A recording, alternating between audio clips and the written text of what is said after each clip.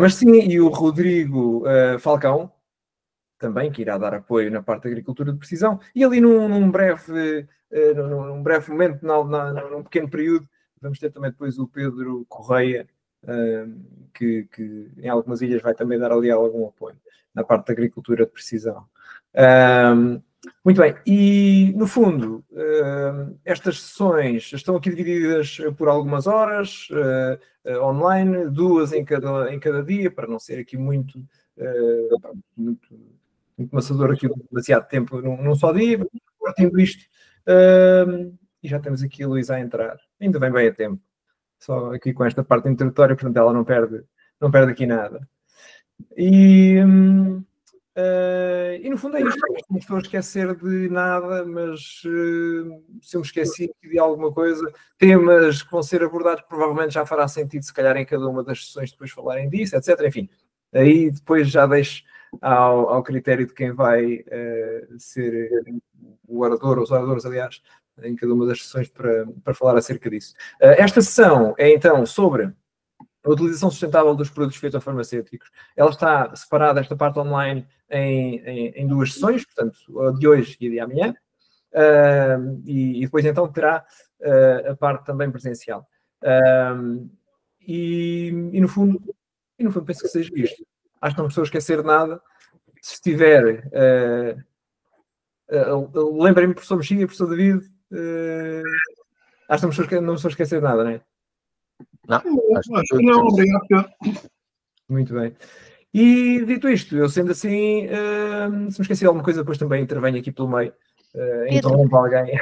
Eu vou interromper. Pedro, as nossas sessões serão toda a semana. Esta semana e a próxima semana sempre das 6 às 8, não é? Para estarem a contar. Estarem cá connosco sempre ao fim de tarde, para estarem connosco. Nos Açores.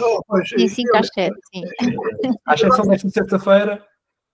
Pedagogicamente é melhor dizermos das 5 às 7. Nós é que temos que nos ajustar. Eu é que distraí-me. Não.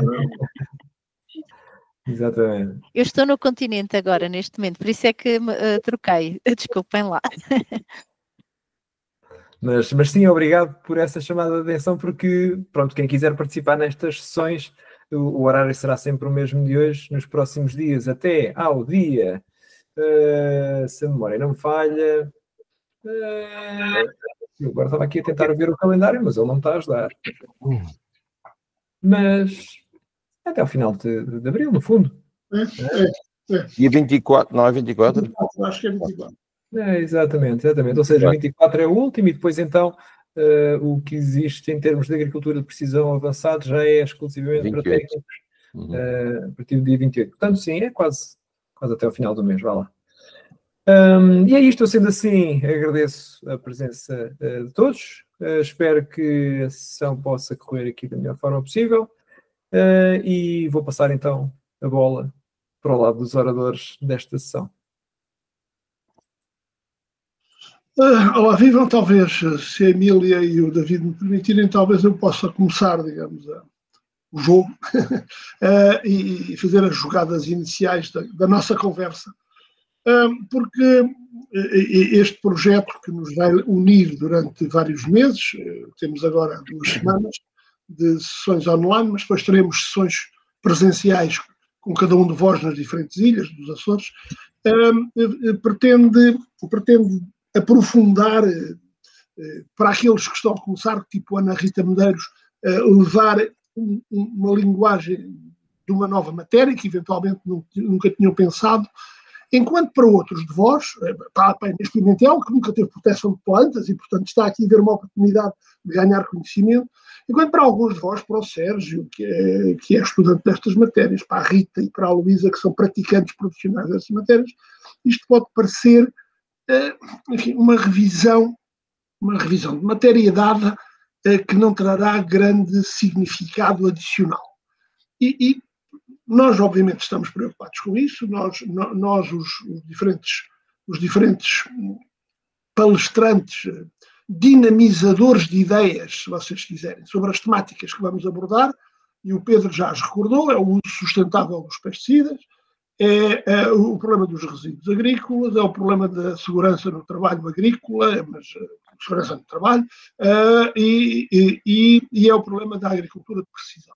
Portanto, cada um de nós irá procurar dinamizar o aprofundar de ideias nestas matérias, sendo que temos que estar preparados para que cada um dos palestrantes com quem nós vamos palestrar, dos formandos com quem vamos palestrar, se posicionem num grau de conhecimento muito diferenciado e que este tipo de sessões venha a ser, possa ser proveitoso para todos. E isto leva-me a levantar o problema que estávamos há pouco a falar, para aqueles que estão desde o início, que é, uma vez que nesta primeira fase é por Zoom, por oralidade virtual, o valor das palavras, o valor dos conceitos, o valor daquilo que dizemos uns aos outros e o significado que isso tem.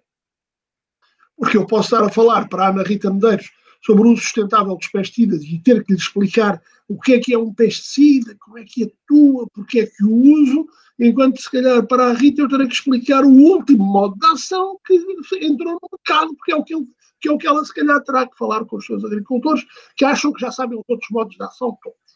E portanto, isto leva-me ao problema do que é o conhecimento, do que é a viagem de descobrimento pelas palavras e pelos conceitos. E por causa disso, encontrei uma referência muito curiosa. Fui ao princípio da Portugalidade dos Açores, porque eventualmente para alguns terá havido outras ocupações dos Açores anteriores à Portugalidade, mas fui ao princípio da Portugalidade dos Açores e há um livro que é, um conjunto de crónicas que é inultrapassável. Nós temos que chocar contra essas crónicas. É de tal maneira que a Universidade dos Açores até atribuiu o nome do seu centro de investigação a esse cronista. Quer dizer, então a gente tem que chocar sempre com o Gaspar Frutuoso e com as saudades da terra.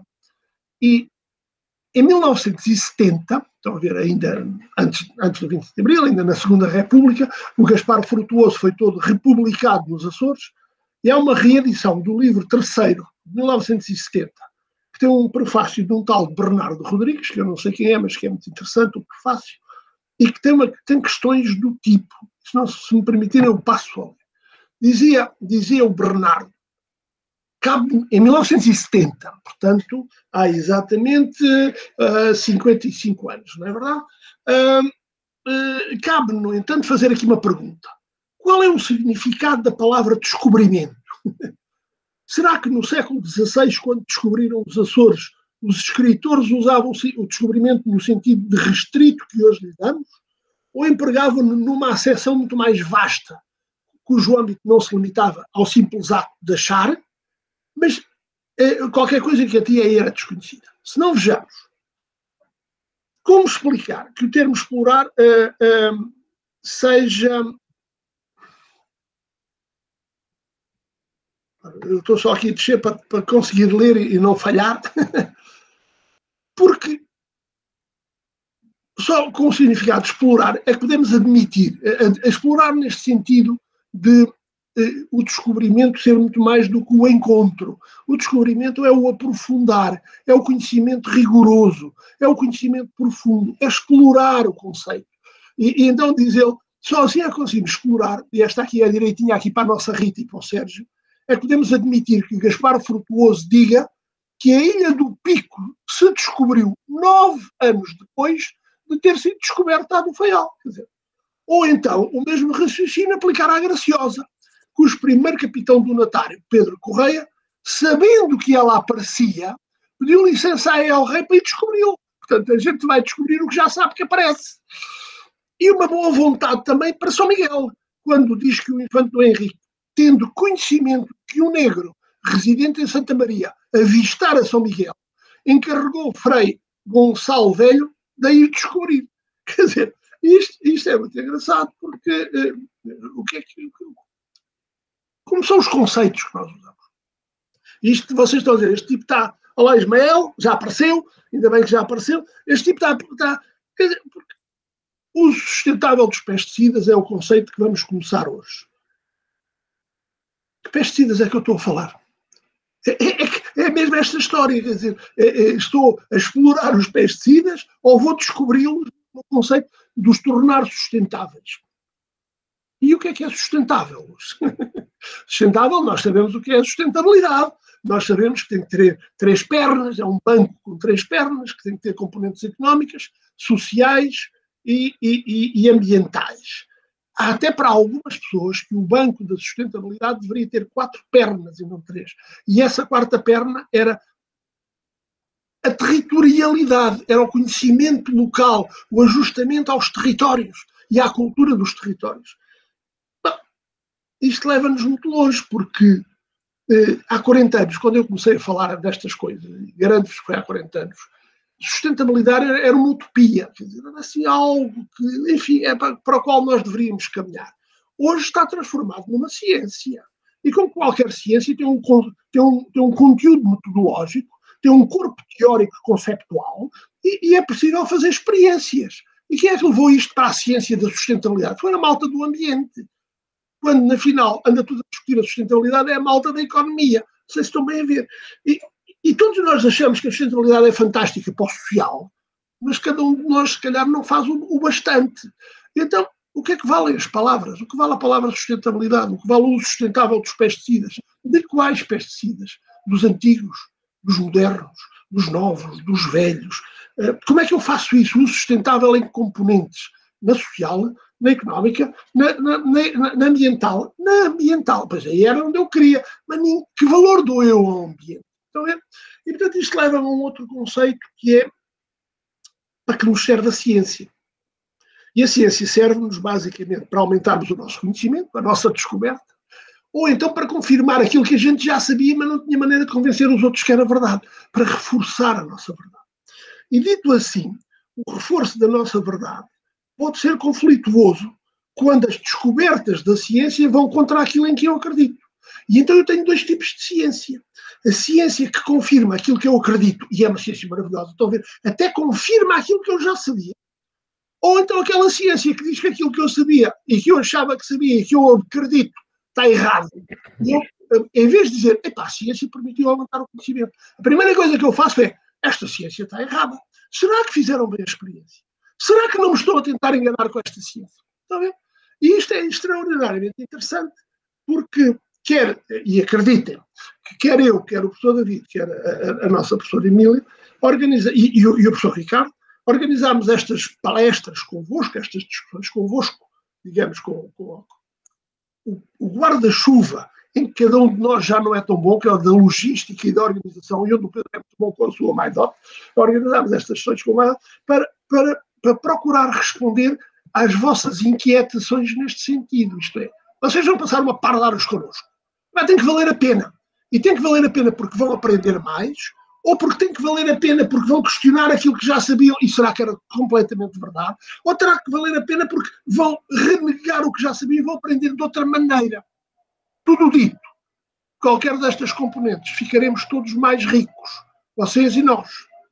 E é dentro deste, eu queria ter estas palavras iniciais convosco, porque é dentro deste espírito que os formadores, os palestrantes organizaram as ideias, é dentro deste espírito que seguramente eu procurarei em cada assunto falar convosco, no sentido de ou enriquecer-vos ou questionar as vossas certezas. Porque questionar as certezas e voltar a procurar as respostas pode ser tão ou mais importante do que assegurar as certezas.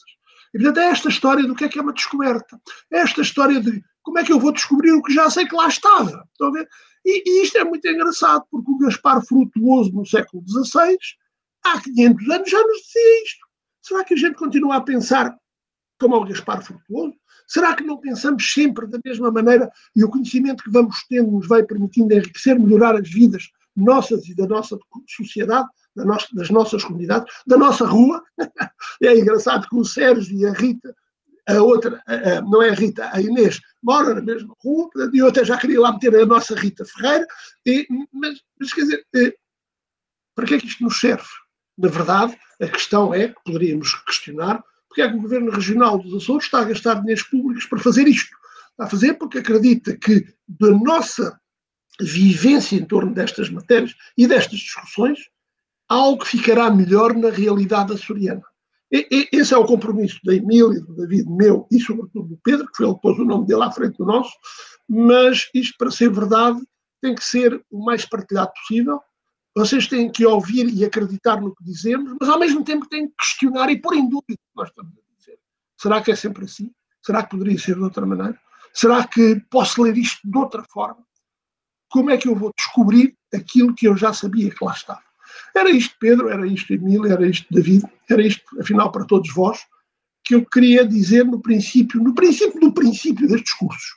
Porque às tantas dá a ideia que a gente está aqui a passar ideias, palavras, definições, conceitos, tem que nos servir para alguma coisa, senão estamos a todos a... Não é perder tempo, porque como já perceberam, eu nestas coisas gosto imenso de ligar tudo e acho que nunca estou a perder tempo. Mas poderíamos estar a usá-lo melhor e de uma forma mais proveitosa. Não sei, passo para o David, passo para a Emília e depois, se eles não quiserem dizer mais coisas, eu tenho horas para vos dizer. As mesmas horas.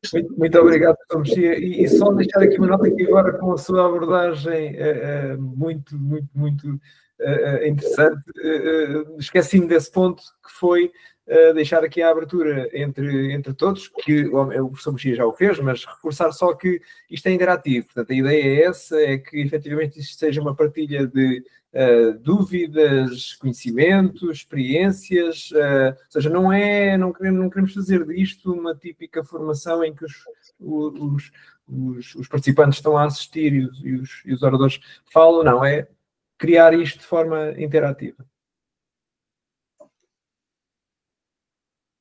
David, Emília? Não sei se a Emília quer dizer alguma coisa. Sim, posso. Ficaria para o então, fim. Avanço então eu.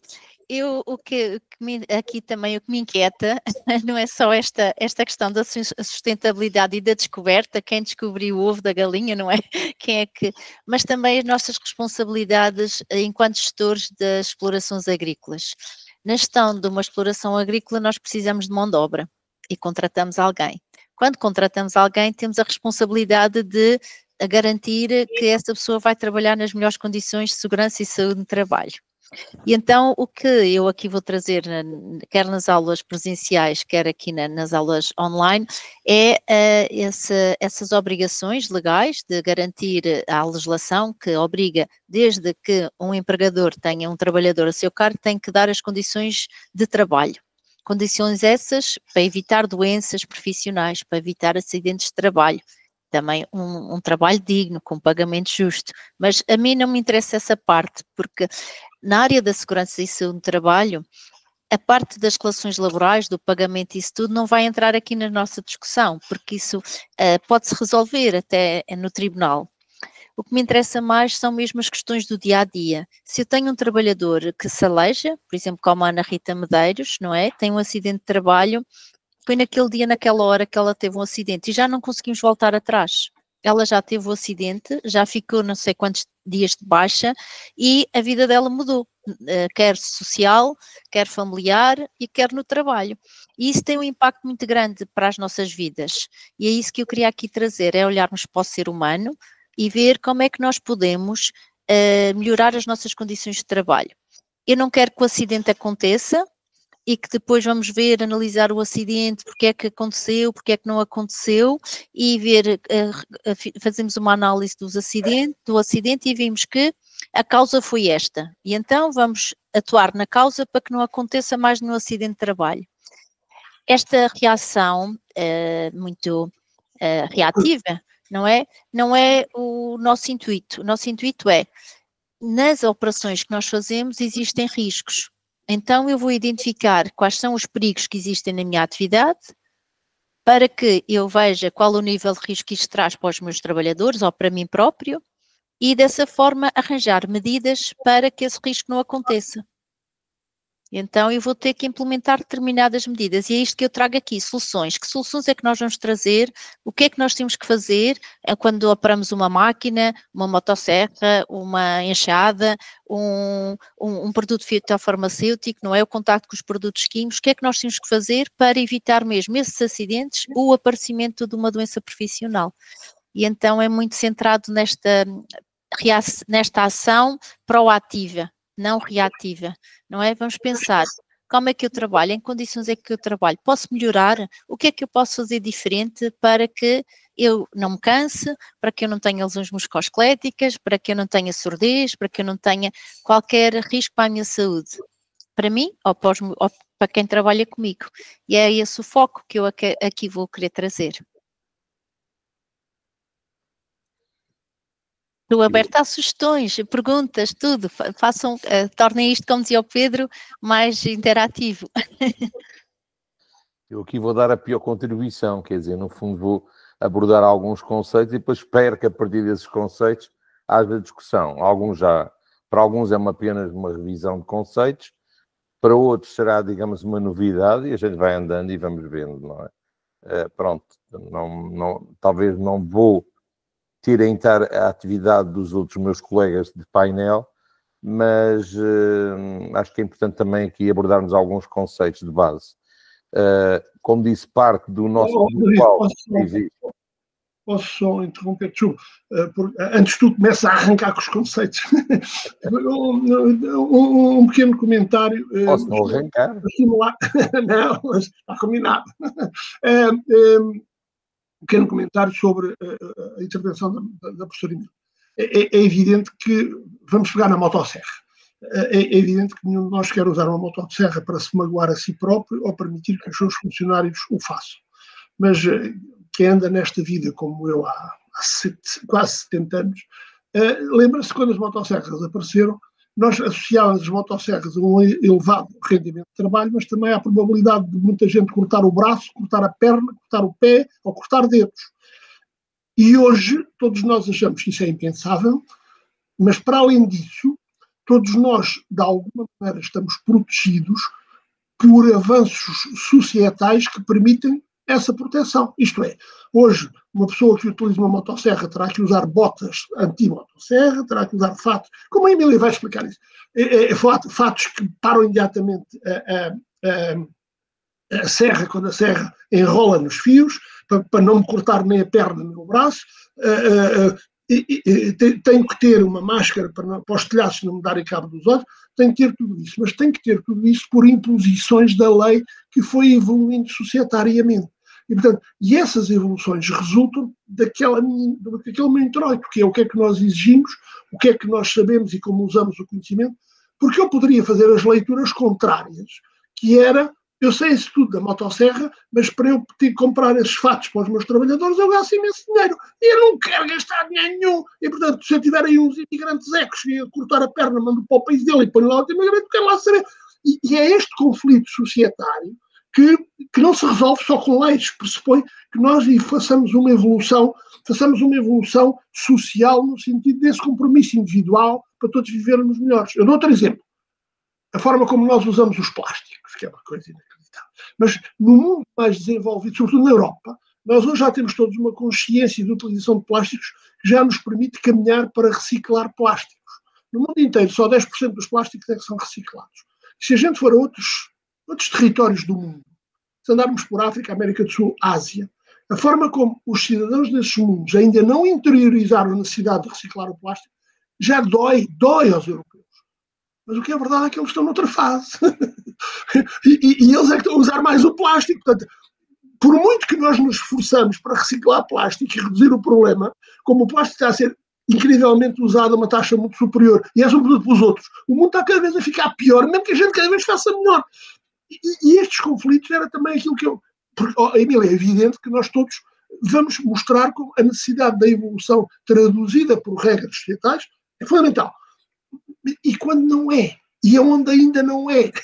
E, portanto, era essa discussão mais genérica de chapéu que eu queria aqui apresentar, mas agradeço mesmo a intervenção da Emília, porque eu acredito que nós evoluímos exatamente assim. E a Europa tem feito um caminho extraordinário no sentido regulatório. Só que às vezes, quando fazemos os regulamentos ou tão exigentes, ou levar os regulamentos tão longe, uma parte da sociedade reage porque ainda não está preparada para os usar. Veja-se o que aconteceu com os agricultores com os pesticidas do ano passado. Os agricultores sabem muito bem isso, mas não querem ter essas restrições. E como não querem, enfim, gente que não sabem andam para trás. Então é deste andar para a frente e para trás que nós vamos andando na sociedade. O que é normal, o que é bom, não tenho que comentar nem discordar, nada disso.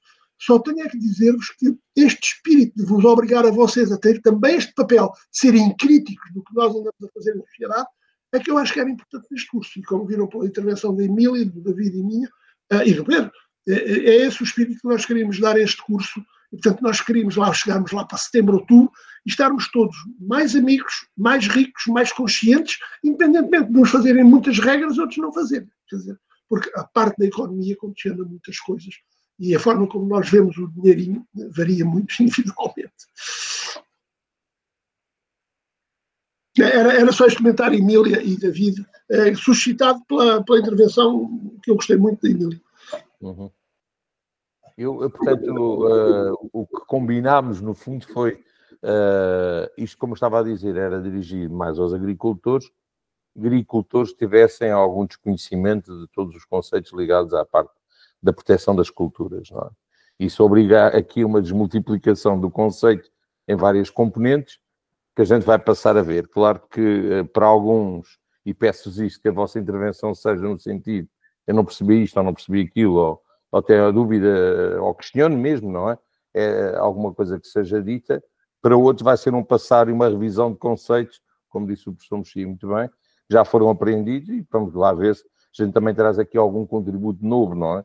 A toda essa discussão. Mas, era nesse segundo caso que a discussão crítica e a interação é tão fundamental. E é que aprofundar e discutir conceitos. Acho que sim. Eu, digamos, apenas vou fazer a introdução ao conceito e depois estão de liberdade para intervir e, no fundo, interagir, melhorando toda essa nossa discussão.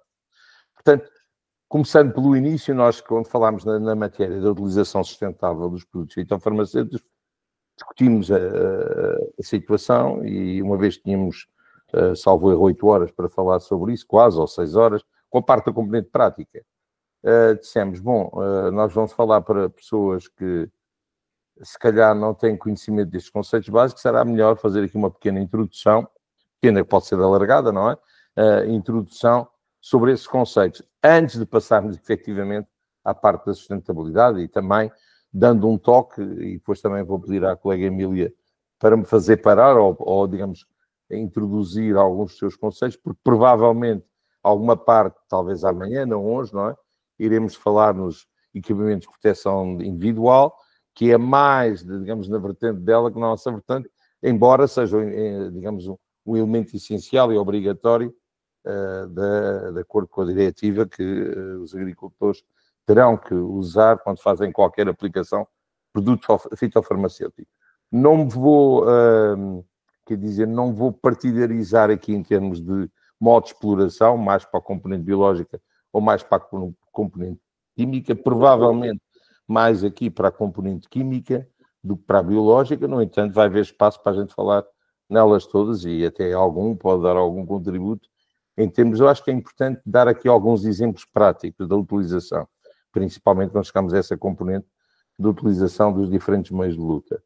Posto isto, não sei se querem dizer alguma coisa de partida, os intervenientes, Rita, o Sérgio. O Ismael, a Ana Rita, a Inês. Eu tenho aqui vários num quadrozinho, tem várias pessoas, que eu não estou a ver o nome. A nossa apresentação foi ao encontro do que vocês estavam à espera? Foi. Principalmente aqui nos Açores, as empresas, as instituições eles não ocupam muito, por exemplo, eles não usam muitos equipamentos de proteção. Não é só nos Açores. O quê?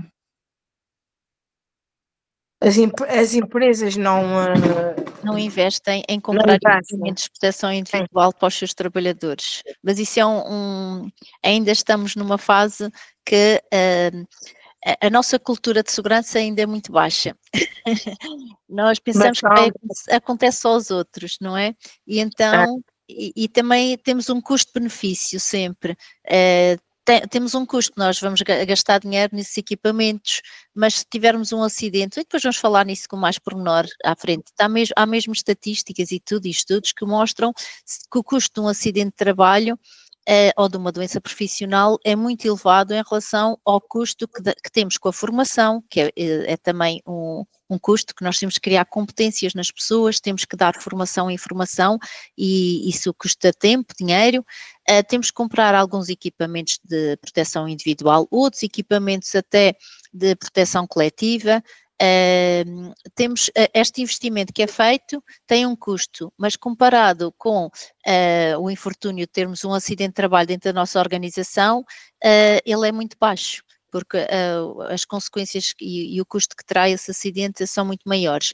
E nós temos até estatísticas a nível da Europa, que diz que se nós investirmos 1 euro, nós conseguimos ter de retorno 2,4 euros a 4,8 euros. Estão a ver, se investirmos na prevenção, se investirmos na segurança e saúde no trabalho, vamos ter um retorno, porque não vamos ter acidentes, vamos ter pessoas que durante toda a sua vida conseguem trabalhar e têm a capacidade para trabalhar. Por isso, se eu vou querer que essa pessoa trabalhe para mim, eu tenho que preservar a sua saúde, para que ela consiga desenvolver, e vou-lhe dando capacidades, competências, isso tudo, e essa pessoa vai servir, não é? Vai conseguir desempenhar as suas funções da melhor forma, sem ter nenhum desgaste, sem ter baixas, sem ter absentismo, sem ter ausências ao trabalho. Por isso, estas questões de investirmos na segurança e desembolsarmos algum dinheiro é ainda o que falta aos empregadores cá em Portugal, de verem isto como um benefício e não um custo.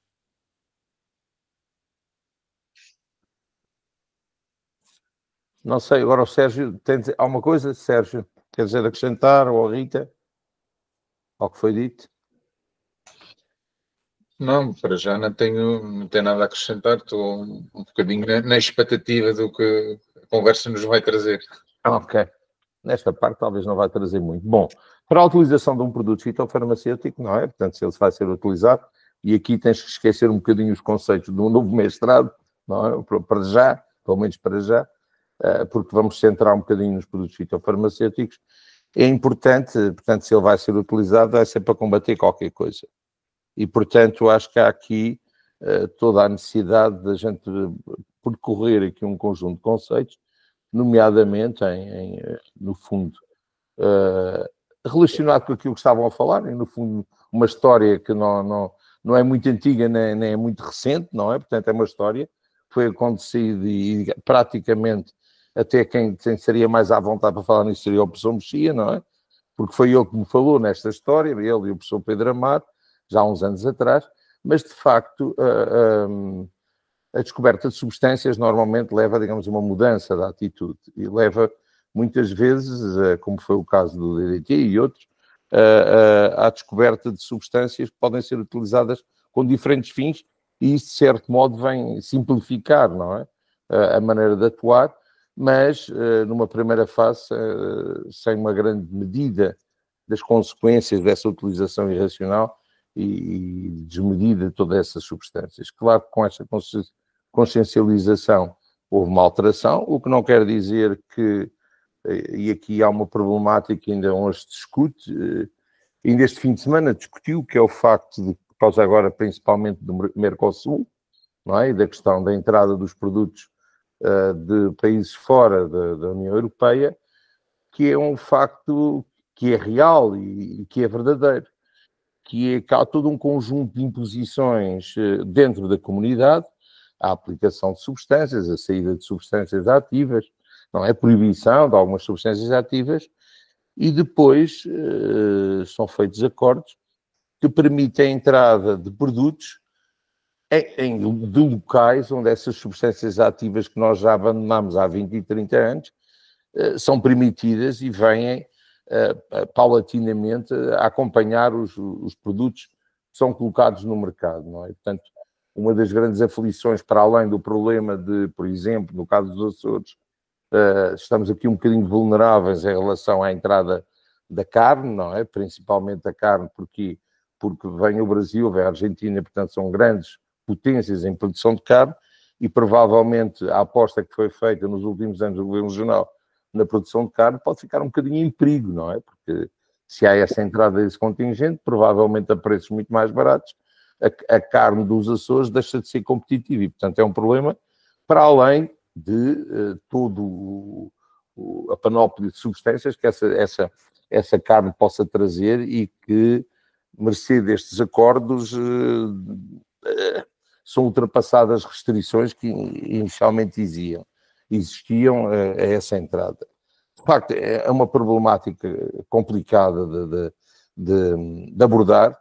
É, efetivamente, uma consciencialização da dimensão do problema e nós sabemos, e basta, por exemplo, irmos para um exemplo muito perto de nós, a questão de Cabo Verde, por exemplo, em que se vê com facilidade pessoas a usar produtos que deveriam ser para combater as baratas, mas, portanto, são pobres, não há dinheiro, e, portanto, são utilizadas como na polvilhação, por exemplo, de curcubitáceas, produtos que nós já há 20 ou 30 anos não temos no mercado, e depois, não é, ver que as pessoas se alimentam daquilo e com níveis demonstrados, através de análises que são feitas. Vou-vos dar um exemplo de um projeto que nós temos, que realmente são complicadas. Mas isto para chamar a atenção e fazer uma certa consciencialização, que hoje em dia é muito premente e, portanto, agora aparece um bocadinho e torna, digamos, a ocupar as prateleiras de cima com esta, digamos, este papão do Mercosul, se assim se pode dizer. Que é uma situação complicada, principalmente dos Açores.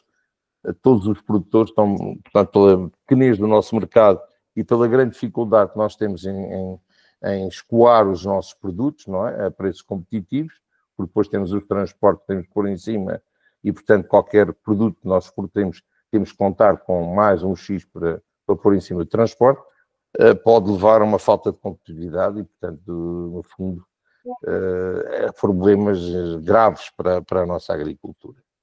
Outro problema que nós temos de ter cada vez mais, e temos essa consciencialização, é que, de facto, os diferentes componentes têm o ecossistema agrário e a sua intervenção que têm no desenvolvimento da cultura, mas também, portanto, na observação do que acompanha o desenvolvimento da nossa cultura.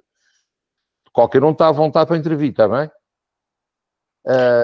Eu estou muito contente de estar a ouvir-te, porque eu tenho a certeza que tu não tinhas planeado falar isto aí como estás a falar agora. Portanto, estou mesmo contente de ter feito a intervenção inicial que fiz, porque estou a obrigar-te a rebobinar e a falar de outra maneira. Agora, é muito engraçado isto que o professor David nos está a dizer, porque reparem, e era aí que eu queria pôr a discussão, e é por aí que eu tentarei sempre ir colocando a discussão.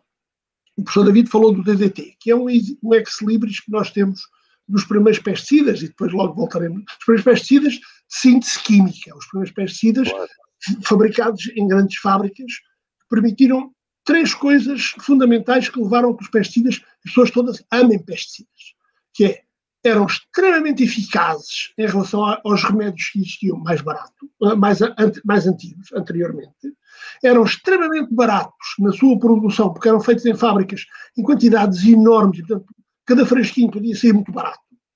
E eram muito fáceis de aplicar. Quer dizer, eu pegava no frasquinho, punha dentro do meu pulverizador, mexia com a mão, estão a ver? Mexia com a mão. A Isabel Mourão, há bocadinho falaram da Isabel Mourão ali para o Sérgio. Isabel Mourão tem fotografias de agricultores em Moçambique, velhotes, que sempre mexeram a cauda com a mão, em que a pele da mão parece a pata do elefante.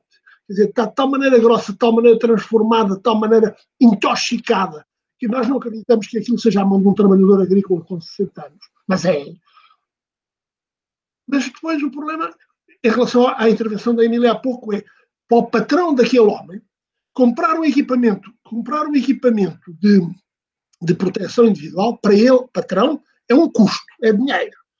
Proteger a saúde daquele homem, quando ele morrer, põe lá outro. Bom, está bem, então vai para o hospital. É o Estado que paga o hospital. Ou seja, todos os benefícios societais da utilização das medidas certas são intangíveis económicos para o patrão. O patrão não paga nada daquilo, a não ser indiretamente por impostos. Mas se tiver que comprar um fato ou um pulverizador, uma cabine pressurizada ou um capacete com respirador, é um custo real. E, portanto, ou nós conseguimos convencer esta gente toda, os ganhos enormes societais, deles o fazerem, ou então só temos uma solução, é obrigá-los, é fazer leis que os obriguem. Estão a ver? Porque se deixarmos ao livre-arbítrio, isto nunca mais anda e corre o risco de andar muito para trás. Basta ver as últimas inventações dos grandes patrões deste mundo, o que está a acontecer. E, portanto, tudo aquilo que seja intangível económico, as pessoas tendem a esquecer-se. E o exemplo do material da proteção para o DDT é engraçado, porque também o DDT, quando apareceu e surgiu e tinha essas características, muito barato, muito fácil de aplicar, extremamente eficaz, logo, Toda a gente quer aquele Lamborghini, toda a gente quer aquela máquina, não é? que era um frasquinho, que é fantástico. Então, e agora, as preocupações, diria a nossa Emília, as preocupações da sua utilização indevida. Isto não existe utilização indevida. Mas à medida que a gente foi vendo como ele era utilizado, começámos a ver, não, está aqui muita utilização indevida. Há aqui muitos riscos, há aqui muitos perigos para quem o utiliza mal. Então vamos tentar que o utilizem bem. Mas vamos tentar que utilizem bem não só eles próprios, na saúde humana, mas também no ambiente. E aí começámos a descobrir coisas horríveis sobre o DDT. De tal maneira horríveis que o DDT foi proibido. Vocês acreditam que ainda há hoje professores universitários, investigadores de alto gabarito mundial, de grandes empresas mundiais da química, que acham que o DDT devia voltar? Ora, ele foi proibido. Não foi porque alguém acordou mal disposto contra o DDT. Foi porque reconhecemos que os seus custos de outras componentes que não o imediatismo eram maiores do que os seus lucros da sua utilização. E saiu, na semana passada, um paper, e vejam bem, o DDT entrou no mercado agrícola em 1947 no mundo, em 1948 em Portugal. Em 2025, em abril de 2025, saiu um paper a dizer cuidado com os resíduos de DDT que eu transporto nas solas dos sapatos para dentro da minha casa. Vocês dizem, isto não é ciência, lá está a tal coisa, é ciência. E isso é um risco. Mas até quando é que nós vamos caminhar para perceber que o risco de eu levar DDT na sola dos sapatos para dentro da minha casa, em ambiente urbano, é um risco? Isso. A primeira reação das pessoas, sobretudo de quem vendia DDT, era dizer, isso é mentira, isso não é ciência, isso não existe. Quando nós sabemos exatamente que existe, porque nós hoje conseguimos quantificar doses pequeníssimas de DDT, que já deixámos de utilizar há 40 anos, mas que ainda entram nas nossas casas, nas solas dos sapatos. Como é que eu uso esta informação na sociedade? David, não, isso, eu estava já à procura aqui de outra coisa para falar, não é? No encadeamento daquilo que estás a dizer. Não deixa de ser interessante. Deixa eu ver se eu encontro isso aqui. E peço desculpa estar aqui a variar um bocadinho, mas também acho que é importante. Onde é que eu tenho isto? Onde é que eu tenho isto? Que tem a ver... Professor, se me permite. Vai.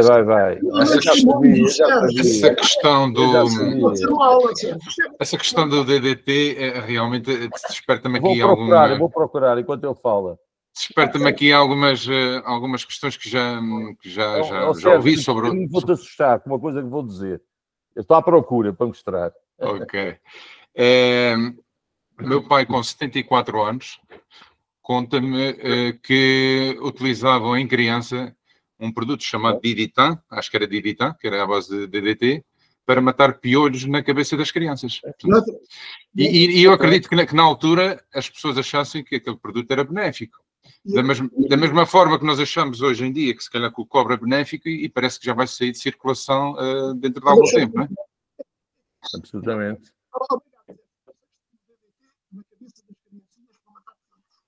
Porque assim, foi até inventado no espaço nacional um novo shampoo chamado Quitoso, que só se vendia nas farmácias e que vocês ainda hoje, se algum dos vossos filhos, para quem tem idade de procriar e ter filhos ainda, apanhar piolhos, e todas as crianças apanham piolhos na escola primária, todos. Porquê? Porque uns nos outros. E, portanto, o piolho passa das cabeças umas para as outras. Mas é assim, ouçam, é assim há milhares de anos. E, portanto, não foi por existir DDT que o piolho desapareceu. É que nem pouco mais ou menos continua a haver piolhos nas cabeças das criancinhas. Mas então, e o DDT não mata piolhos? Muito bem. O DDT, se os apanhar, mata-os a todos. O problema é que não os apanha a todos. E depois, aqueles que vão escapando vão ficando resistentes ao DDT. Portanto, o Quitoso hoje continua a ser vendido nas farmácias. É o tal produto do DDT que o seu pai falava, que se punha em pó na cabeça das criancinhas para matar o piolho, é verdade. Mas que o Quitoso hoje já não tem DDT, é proibido, já não pode. Mas foi de tal maneira o sucesso de uma marca comercial que continua a existir como marca comercial para matar piolhos. Então, se não tem DDT, o que é que tem? Tem uma coisa maravilhosa. Tem óleos essenciais, extratos de plantas, que são inseticidas, ou seja, se substituímos o inseticida por um inseticida natural, mas para a mesma função, para matar piolhos. E depois, como é que o seu pai certamente lhe terá falado que como é que se matavam os piolhos nas criancinhas antes de haver DDT? Sempre houve piolhos nas criancinhas, sempre se mataram os piolhos nas criancinhas.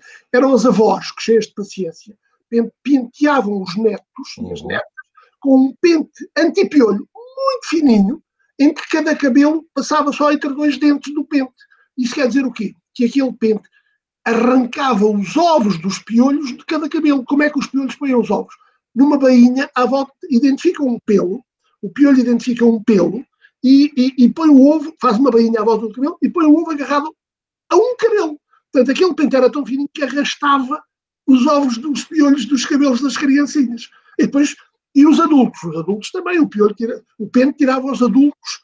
Portanto, aqueles são insetos, ovo, larva, pupa, adulto, não é bem assim, porque eles não são holometabólicos, são hemimetabólicos, portanto, mas têm ovo, pupas e adultos, ovos, ninfas e adultos, e então o que é que fazia? Apanhava os adultos.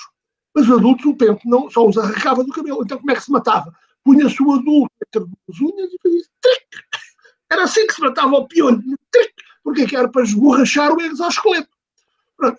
Então o que é que nós passámos a fazer? Passámos a matar os ovos e as ninfas com DDT, os adultos são muito mais resistentes e não matarmos com essa eficácia, e agora já não podemos usar o DDT. Então usamos um inseticida natural, e num pacote de quitoso vem um pente muito fininho, com uma pilha daquelas pilhas chinesas redondinhas para dar um choque eletrostático, que é, eu com o inseticida mato os ovos e as ninfas, e com o pente arranco os adultos e dou-lhe uma descarga elétrica. Epá, foi o que nós conseguimos avançar com esta tecnologia de 50 anos. Estamos a matar piolhos, exatamente como os dos egípcios matavam piolhos. Só que agora temos mais umas ferramentas. Esse exemplo, Sérgio, é maravilhoso. Agora, se falar com um vendedor de DDT, ele dirá, o DDT é que era, o DDT é que matava piolhos. O problema é as resistências, que é um dos grandes problemas que certamente o professor David irá falar da luta química. E o outro é ainda mais maravilhoso, quer dizer, que é a relação que há do inseto piolho com a espécie humana. Quer dizer, os piolhos humanos, que são 2 espécies, na verdade, os piolhos humanos são 3 espécies, 3. 2 que existem no corpo e no cabelo da cabeça, e uma que existe nos pelos do púbis, nos pelos pubianos, nos pelos da região sexual e nas sobrancelhas. Então o que é que distingue? São os famosos chatos, aquela piadola aí dos pré-gera das tabernas, que são os chatos, não é? Pronto. Ora bem, estes piolhos, então o que é que distingue? Porque é que eles vivem num sítio do corpo e outros no outro? Por causa do tamanho das unhas. Como os pelos de cada uma destas nossas regiões do corpo têm diâmetros diferentes, eles agarram só o pelo e uns só se conseguem agarrar bem uns pelos, outros só se conseguem agarrar bem aos outros. É só por isto. Agora, aquelas 3 espécies de piolhos conviverão sempre com o género humano, sempre. A não ser que a gente os extermine. O problema é que já havia no tempo dos egípcios, já usámos DDT na cabeça das criancinhas todas e continuamos a ter criancinhas com piolhos. E mais. Entretanto, cada um de nós passou a ter DDT no corpo, coisa que não tinha antes. Está a ver como a história é maravilhosa, essa história de DDT que o seu pai lhe contou. Além disso, todos os que nasceram depois de 1960, 64, em Portugal, e digo 64, pois se der eu explico-vos, já mamaram DDT. Está no leite materno, está no leite humano.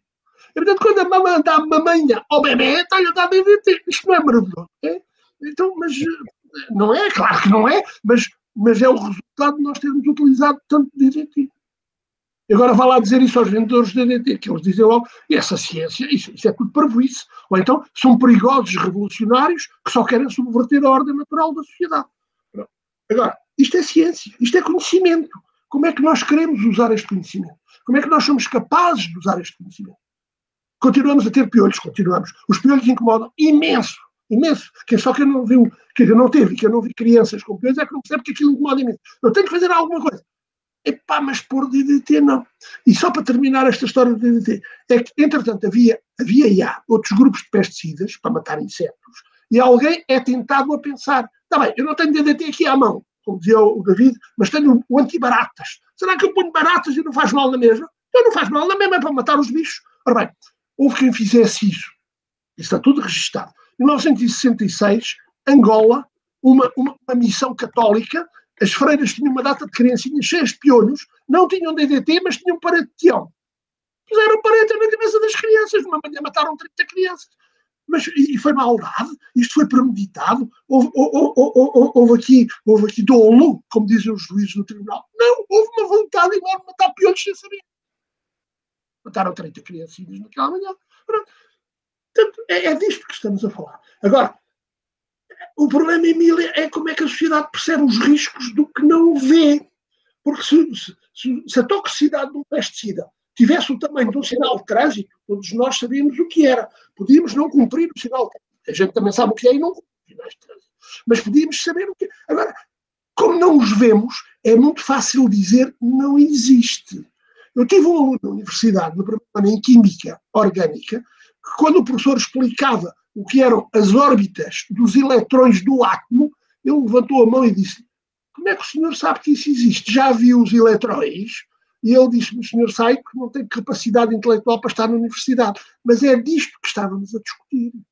É disto que estávamos a discutir. O que eu não vejo, não existe. Se vocês forem à Guiné-Bissau, a coisa mais pequena que eu consigo explicar aos agricultores, para falar de vírus, bactérias, fungos, é o bicho. Não há uma palavra para definir abaixo de bicho. E bicho é aquilo que se vê. Ok? Desculpem lá. Sérgio, está mais tranquilo agora? Pá, sabendo que tem DDT. Não vai. Mesmo que não tenha, mesmo que o Sérgio não tenha DDT para matar os piolhos, pá, já o... Eu sou desse tempo, Mexia, que se usava o pó para matar os piolhos. Era um pó? Era um shampoo picoso ou então DDT? Não, ainda era antes do picoso. E todos já, digamos, é um sucedâneo. Então, eu devo dizer-vos, eu sou do Alentejo, sou do sul do país. Em 1961, 62 e 62, 63, os serviços florestais deste país pulverizaram de 10 em 10 metros com nebulizadores o país todo, com DDT. Eu vi. Eu tinha 4 anos, estava com a mão para o meu pai e dizia: o que é que eles estão a fazer? Eu sei lá, ando o pai a pulverizar para matar o burgo da bolota da azinheira. Diz claro, com os fins do Alentejo. Mas para quê? É para o burgo não comer a bolota. Então, mas para que é preciso mais bolota? Para haver mais porcos. Então o que é que se faz aos porcos? Vende-se para as colónias em banha. Quer dizer, era isto. Era isto. Portanto, eu não mamei DDT. Comi-o, porque eles pulverizaram o sítio onde o meu pai tinha a couve. E o problema é que as pessoas, quando veem estes pesticidas e outros produtos químicos também, pensam: isto não me causa náuseas, não me causa vômitos, não fez uma queimadura na pele, não tem efeito. O problema é que estes químicos são silenciosos, devagarinho, não é? Passado de uma exposição até baixas doses, passado muito tempo vai dar um efeito acumulativo ou outro que vai dar depois qualquer uma doença. E o problema também é que, será que esta doença foi causada por aquela exposição que eu tive durante estes anos ou é multifatorial? Pode haver outros também que dão este efeito no meu organismo e por isso é muito difícil depois eu ter um nexo de causalidade. Eu tenho esta doença porque estive exposta durante anos a isto, mas eu podia ter esta doença como um cancro, que é multifatorial, porque eu estive exposta também a outras coisas que davam esta doença também. E aí não há forma, ao passo que no acidente eu consigo dizer: foi naquele dia, naquela hora, e eu consigo analisar qual foi a causa numa doença, devido a esta, uma doença silenciosa, não é? Que vai aparecer ao fim de muitos anos, eu não consigo ter este nexo de causalidade e então não há proteção nenhuma do trabalhador em relação a isso. Nós temos um número de doenças profissionais certificadas em Portugal muito, muito baixo, porque ninguém, nem o médico do trabalho, acaba por assumir essa doença. Mas o seu silencioso tinha a ver com primaveras silenciosas. Eu aposto que o David queria falar das primaveras silenciosas. Não, eu já mudei a agulha agora. Agora vou falar outra coisa. Já fomos... Eu tive a provocação dos dois, tenho que responder, não é? Não sei se estão a ver. Então, o que eu estou agora a projetar, acho que sim. Estão a ver o que eu estou a ver? Só tenho um D. É? Só tenho no meu ecrã, só tenho um D. Não está a ver. Não? Não? Mas ele está para a partilha, porque é que ele não está a dar? Bom, no fundo, eu queria aqui ter um espaço de resposta em relação aos 2 preleitores que estavam aí no amável discussão. Vamos lá ver se eu consigo agora partilhar. Já está? Agora ou não? Não? Mas ele diz que o Google está a partilhar uma janela. Não percebo. Vou tentar apagar a... Agora sim. Estava? Já está. Olha só a matéria que tu escolheste para conversar.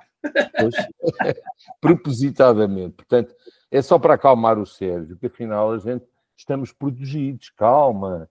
Com tudo isto a gente está protegido, porque qualquer, digamos, produto que entra no nosso mercado, no fundo, é feita a análise de resíduos e eu agora não vejo eu, que é o mais engraçado, mas não há problema nenhum. Eu vou andando, que eu sei mais ou menos de cor. Então continuam a ver, não continuou? Sim. Ótimo, muito bem. Sim. Portanto, há de facto esta definição deste limite limiar ou limite máximo de resíduos. Isto para, digamos, para enquadrar as 2 intervenções, que é do professor Mexia, que é da colega ligada à segurança no trabalho.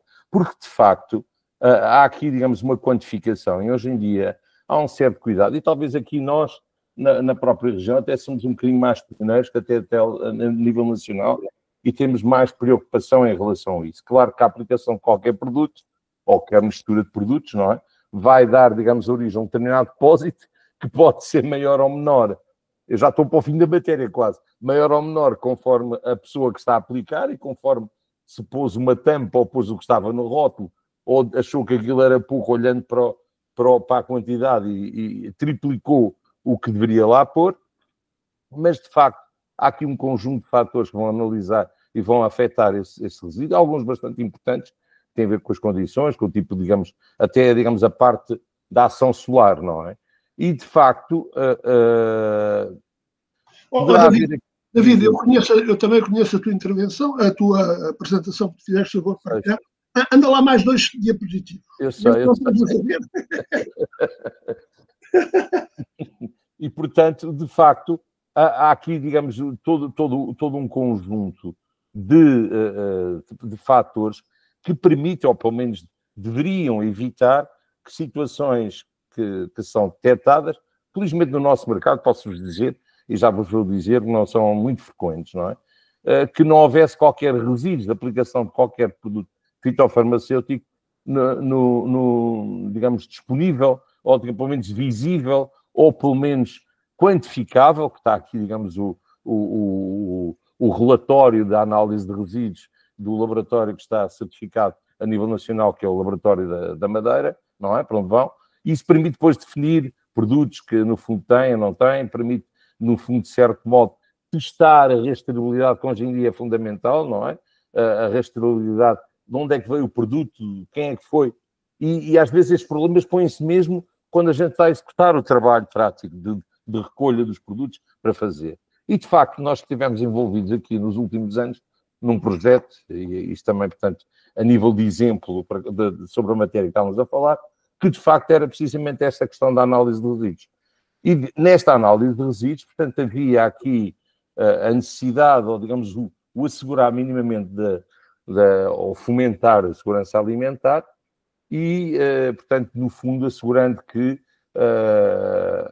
tudo o que estamos a consumir estaria mais ou menos dentro dos parâmetros adequados. Claro que o objetivo do projeto ia um bocadinho mais além. Tinha uma componente aqui bastante interessante, para além desse primeiro que era o desenvolvimento do programa de monitorização de resíduos, tinha uma componente muito importante que é a parte final, que era, de facto, se forem detectados resíduos e se, por exemplo, esses resíduos incidirem sobre uma alface que é utilizada na alimentação do bebê, o que é que a gente vai fazer, não é? Qual é, digamos, a solução que a gente vai arranjar para este problema, que é um problema complicadíssimo, não é? Portanto, esteve ao longo de vários anos programado um conjunto, e nós chegámos a fazer cerca de 240 amostras, não é? Anuais. Estes resultados entravam no plano nacional e, de facto, eram feitas, e é para sossegar a Rita e o Sérgio, não eram só feitas na terceira, eram feitas, embora aqui diga Açores, eram feitas, digamos, havia uma distribuição, e antes deste projeto apenas eram feitas cerca de 8 amostras por ano. Com eu cheguei a participar, isso era uma direção regional, era. É que mandava, eu e a minha colega chegámos a colher, e o engenheiro Raul, amostras com base nesse plano de controle de resíduos pesticidas. Exatamente. O que é importante para também podemos discutir sobre isso. De facto, era o que era feito, quer dizer, um conjunto, havia uma listagem que anualmente é, digamos, atualizada dos produtos por época, não é? Tivemos o cuidado de recolher isso por época, de recolher de acordo com a proveniência, para vocês terem uma ideia de todo o trabalho que é feito e depois os resultados, e também dando digamos, complementando aquilo que os dois preleitores anteriores disseram, que eu já vou completar com aqui um exemplo que tenho para dar. Portanto, isso foi feito para produtos convencionais, produtos biológicos, produtos convencionais de origem local e importados, produtos biológicos de origem local e importados, e foi, digamos, um trabalho que era feito conforme a época, principalmente em relação às hortaliças, não é? Se há mais, agora, por exemplo, há mais morangos, vamos agora, se há mais couves, vamos agora, se há mais alface, vamos agora, não é? Mas também abarcava desde as farinhas ao vinho, portanto, foi feito, digamos, às diferentes frutas, não é? De diferentes proveniências, como já vos disse, e, portanto, o que é que a gente fazia? Praticamente aqui, por todas as ilhas, fazíamos, digamos, essa recolha, eles eram refrigerados, e depois claro que havia toda a papelada de suporte, porque se fosse detectada alguma coisa nestas amostras, isto automaticamente ia para o Ministério Público, portanto seguia um processo judicial, não é? E portanto havia todo o cuidado, mas também tivemos aqui duas nuances em relação a esse aspecto. A primeira, e respondendo ao seu professor Mexia, e a aplicação contínua desde há muitos anos destes produtos mais persistentes, tentámos fazer análise de resíduos de solo em vários ambientes diferentes, produção convencional, produção biológica, pomares convencionais, pomares biológicos certificados, interior de estufas, fora de estufas, etc, etc. Principalmente esta componente aqui, na procura daqueles pesticidas que já estavam, digamos, aquelas substâncias ativas, a falar assim, e que já estavam há alguns anos retirados do mercado, como a questão do DDT, nós não fomos para isso, fomos para os organofosforados e outros, não é? Semelhantes, na perspectiva de tentar ver se, digamos, como é que se costuma dizer, neste ecossistema, nesta parte do nosso ecossistema global, se existiriam ou não, por utilizações passadas, algumas quantidades, alguns quantitativos desse tipo de produtos, desse tipo de substâncias que foram aplicadas em diferentes culturas, de maneira mais ou menos generalizada ou não. Claro que depois tinha a parte da componente, etc, etc, mas isto para dizer o quê? Parando já que não tenho aqui os resultados, isso permitiu, por exemplo, a gente tentar, inclusive, fomos um bocadinho mais longe nesta questão de se avaliar o impacto que essas aplicações, porque também nos anos 60, também fala-se que os americanos andaram a fazer pulverizações a torto e a direito. E uma das preocupações que nós tivemos foi tentar, no âmbito deste trabalho, também abarcar a população, portanto, houve uma franja da população que foi... Eu vou tirar para a gente se ver, que eu não estou-vos a ver. Eu gosto de ver as pessoas quando estou a falar. Portanto, abarcar a população, neste caso só da Ilha de Serra, em 2 franjas, portanto, do Conselho da Praia e do Conselho de Angra, a população, mas fizemos aqui uma amostragem dirigida para os propósitos que nós tínhamos. O nosso objetivo final era, já que temos, digamos, o solo retirado destas zonas, poderiam ou não ser tratadas com estes, ou pelo menos tinham um registro histórico de pomares antigos, onde poderia ter sido utilizado esse tipo de substâncias. Fomos aos serviços agrícolas buscar os aplicadores. Fomos aos serviços, digamos, às câmaras municipais e à Secretaria das Obras Públicas, selecionar aqueles que fazem aplicações praticamente diárias de herbicidas e de inseticidas, portanto, focalizando o nosso alvo de análise nesses grupos, entre aspas, de risco, que poderíamos, provavelmente, se houvesse alguma acumulação portanto, no fundo, com ponto de vista crónico, nessas pessoas, provavelmente o iríamos detectar. Aproveitámos, portanto, esses focos dessas pessoas, que é fácil, digamos, no meio pequeno, é fácil a gente identificar, não é? Quem está nos serviços, quem está, digamos, a fazer essas aplicações, quem está nas obras públicas, quem está na Câmara, mas veio acompanhado da família. E tiveram consultas no hospital. Portanto, havia uma componente de saúde humana que era oferecida aos voluntários, que era uma consulta de nutrição e uma consulta digamos, de geral, não é? Uma consulta normal, com médico de família, é uma coisa parecida. Um médico de clínica geral. Mas, ao mesmo tempo, pedia-se a cada um dos membros da família, para preencher lá os inquéritos, os papéis, que nos desse uma amostra de sangue e uma amostra de urina. Essas amostras saíram dos Açores e foram para as Canárias, para no estado de La Laguna, para a Gran Canária. Para quê? Para no sangue e na urina se fazer a pesquisa dessas substâncias ativas persistentes, se porventura, naquela amostra mais ou menos dirigida, a gente iria encontrar alguma persistência de danos ou algum efeito acumulativo desse tipo de contacto com essas substâncias.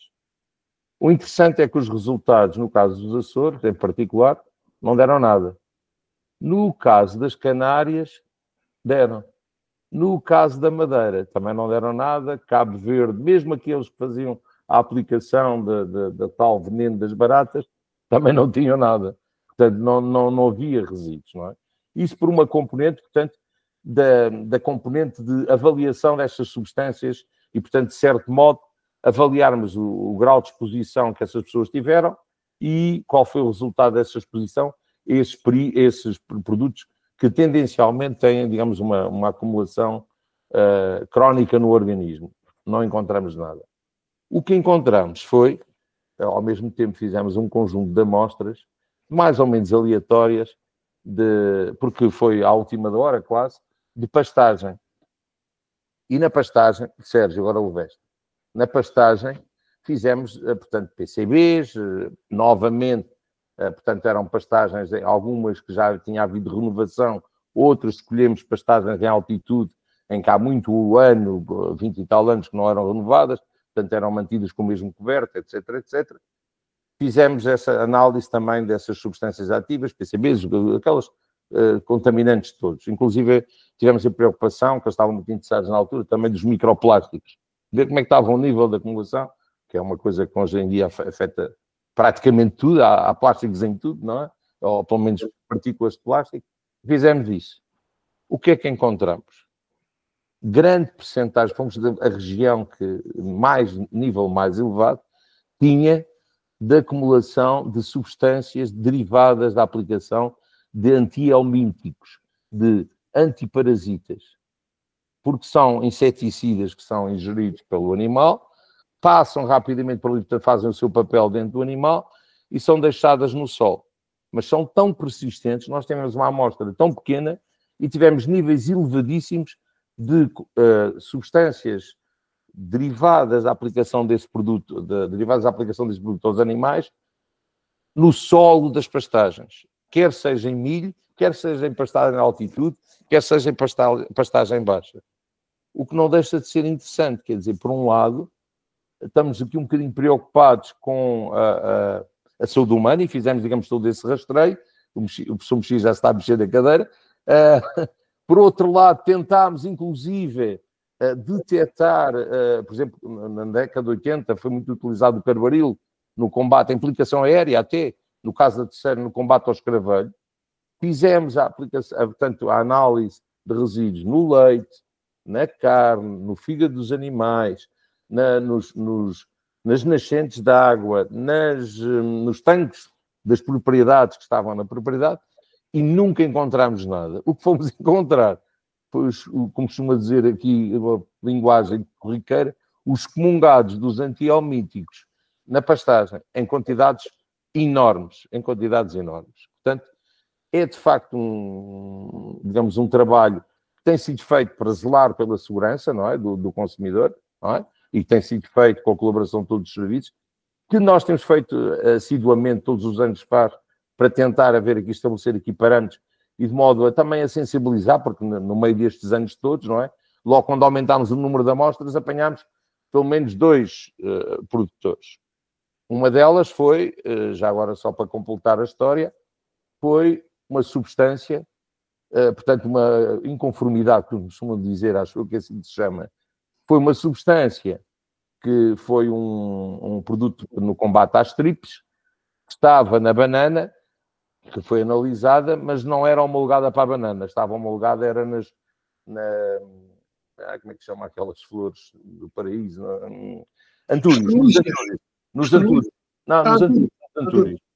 O homem, coitado, tinha problemas na banana tripes, tinha lá o produto que aplicava nos Antúrios, não teve com meias medidas, aplicou.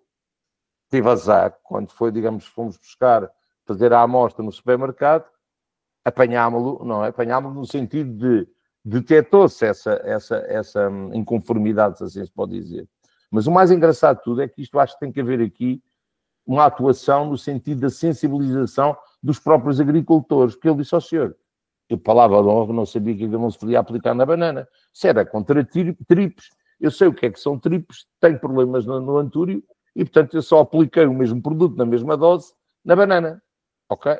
E foi, portanto, ele até não foi, digamos, com maldade, não foi aqui para resolver um problema, não tendo outro produto à disponibilidade, foi por desconhecimento. E nesse sentido, a próprio rastreio deu-lhe esse caráter positivo. O outro componente, só para terminar a conversa, que já vai um bocadinho longa, já me estou a perder um bocadinho o fio à meada. Outra coisa que eu quero chamar a atenção aqui, que falei ali mais ou menos de lá, é a questão da importância da rastreabilidade. Hoje em dia é fundamental. Porque esse senhor que foi detectado o problema, nós fomos a uma grande superfície e tirámos uma amostra de banana, não é? E quando se fez, digamos, a amostragem, como a Rita deve ter assistido, a primeira pergunta que se faz, qual é o lote, de onde é que isso vem, e portanto o lote foi, a amostra foi para a Madeira e detectou-se que efetivamente o nível estava acima do limite máximo de resíduos. Quando veio para trás, alguém tem que ser penalizado, a superfície disse, não, esta lote de banana veio da Fruté no dia tantos tal, às tantas horas, foi entregue aqui, não sei quantos quilos de banana. Vamos ter com a Fruté, não é? Vamos ter isto. Estou a dizer as autoridades, o Ministério Público, aqui a ARAI, ou lá aqui, a ARAI é que faz isso, os agentes económicos, a inspeção económica. Foi à Fruté, a Fruté disse, calma, a gente já vai ver de onde é que isso vem. Foram, digamos, com o mesmo código de produtor que entregou com aquilo, foram ver, é o senhor fulano tal de São Sebastião. E, portanto, não só foi importante esclarecê-lo perante um facto consumado, portanto, claro que o lote, felizmente, portanto, foi detectado e portanto, foi destruído o que ainda sobrava, porque, entretanto, continua à venda, não é? Porque há uma decalagem que é um problema que existe em termos práticos, nós vamos fazer as amostras até que venham os resultados, por muito rápido que eles sejam, o produto pode ser consumido, e, portanto, se estiver mal, não se adianta, não é? O consumidor é afetado na mesma, mas ali por uma questão de prevenção, normalmente, eles, quando se fez as amostras, principalmente nos hortícolas, portanto, o lote era elevado e, portanto, havia material em armazém que foi retido e foi destruído, não é? E no próprio armazém do próprio produtor, também existia ainda algum produto para o mercado, também foi todo destruído, não é? Mas isso para dizer da importância de 3 coisas. Primeiro, a questão de nós fazermos as amostras e termos algum cuidado com alguma história de aplicações antigas de substâncias mais persistentes, na qual descobrimos o abuso generalizado que é feito da utilização dos antihelmínticos, não é? Em pastagem, principalmente em diferentes cotas. E, por outro lado, a questão da sensibilização e, de certo modo, a importância da rastreabilidade na identificação da fonte e da proveniência dos nossos produtos que a gente tem, o consumidor, à disposição. Pronto. Era só, digamos, uma pequena história que eu queria completar e que, no fundo, aqui encerram 2 conceitos. A questão do limite máximo de resíduos e da sua ultrapassagem e a questão da rastreabilidade, que é fundamental hoje em dia, não é? Claro que há regiões onde isso é levado ao máximo, não é? Em que também tem outras formas de exploração, em que sabem, hoje em dia, consegue-se praticamente saber qual foi a árvore que produziu aqueles frutos, não é? Isso também, digamos, levado ao máximo, ao expoente máximo, mas acontece e, portanto, é possível. E é muito importante essa rastreabilidade, que pode ser de vários tipos, como vocês sabem que é, portanto, pode ser reversa, pode ser, digamos, de diferentes formas, mas é fundamental para assegurar, principalmente, a segurança do consumidor. Deixa eu professor Mexia, não sei, pronto. Não sei se foi muito chato com isso, mas eu queria dar-lhes essa nota, em complemento ao que os outros disseram. Voltasses a partilhar connosco, porque naquele diapositivo em que tu introduziste o limite máximo de resíduos, eu sei que tu tens um a seguir ou dois a seguir, que eu queria que tu lesses. Não posso. Podes. Não estou falando disso. Partilha lá, se faz favor. Não sei, Emília, se quer comentar alguma coisa. Não sei, Sérgio, ficou... Vão ver. Não quer? Não. Não consegues, David, partilhar? Pois eu estou a partilhar, só que ele não... Não se vê. Pois é, eu acho que agora já estou, vê lá. Eu acho que já estou agora, não estou? Sim. Mais para baixo um. Mais um. Este? Sim, esse. Obrigado.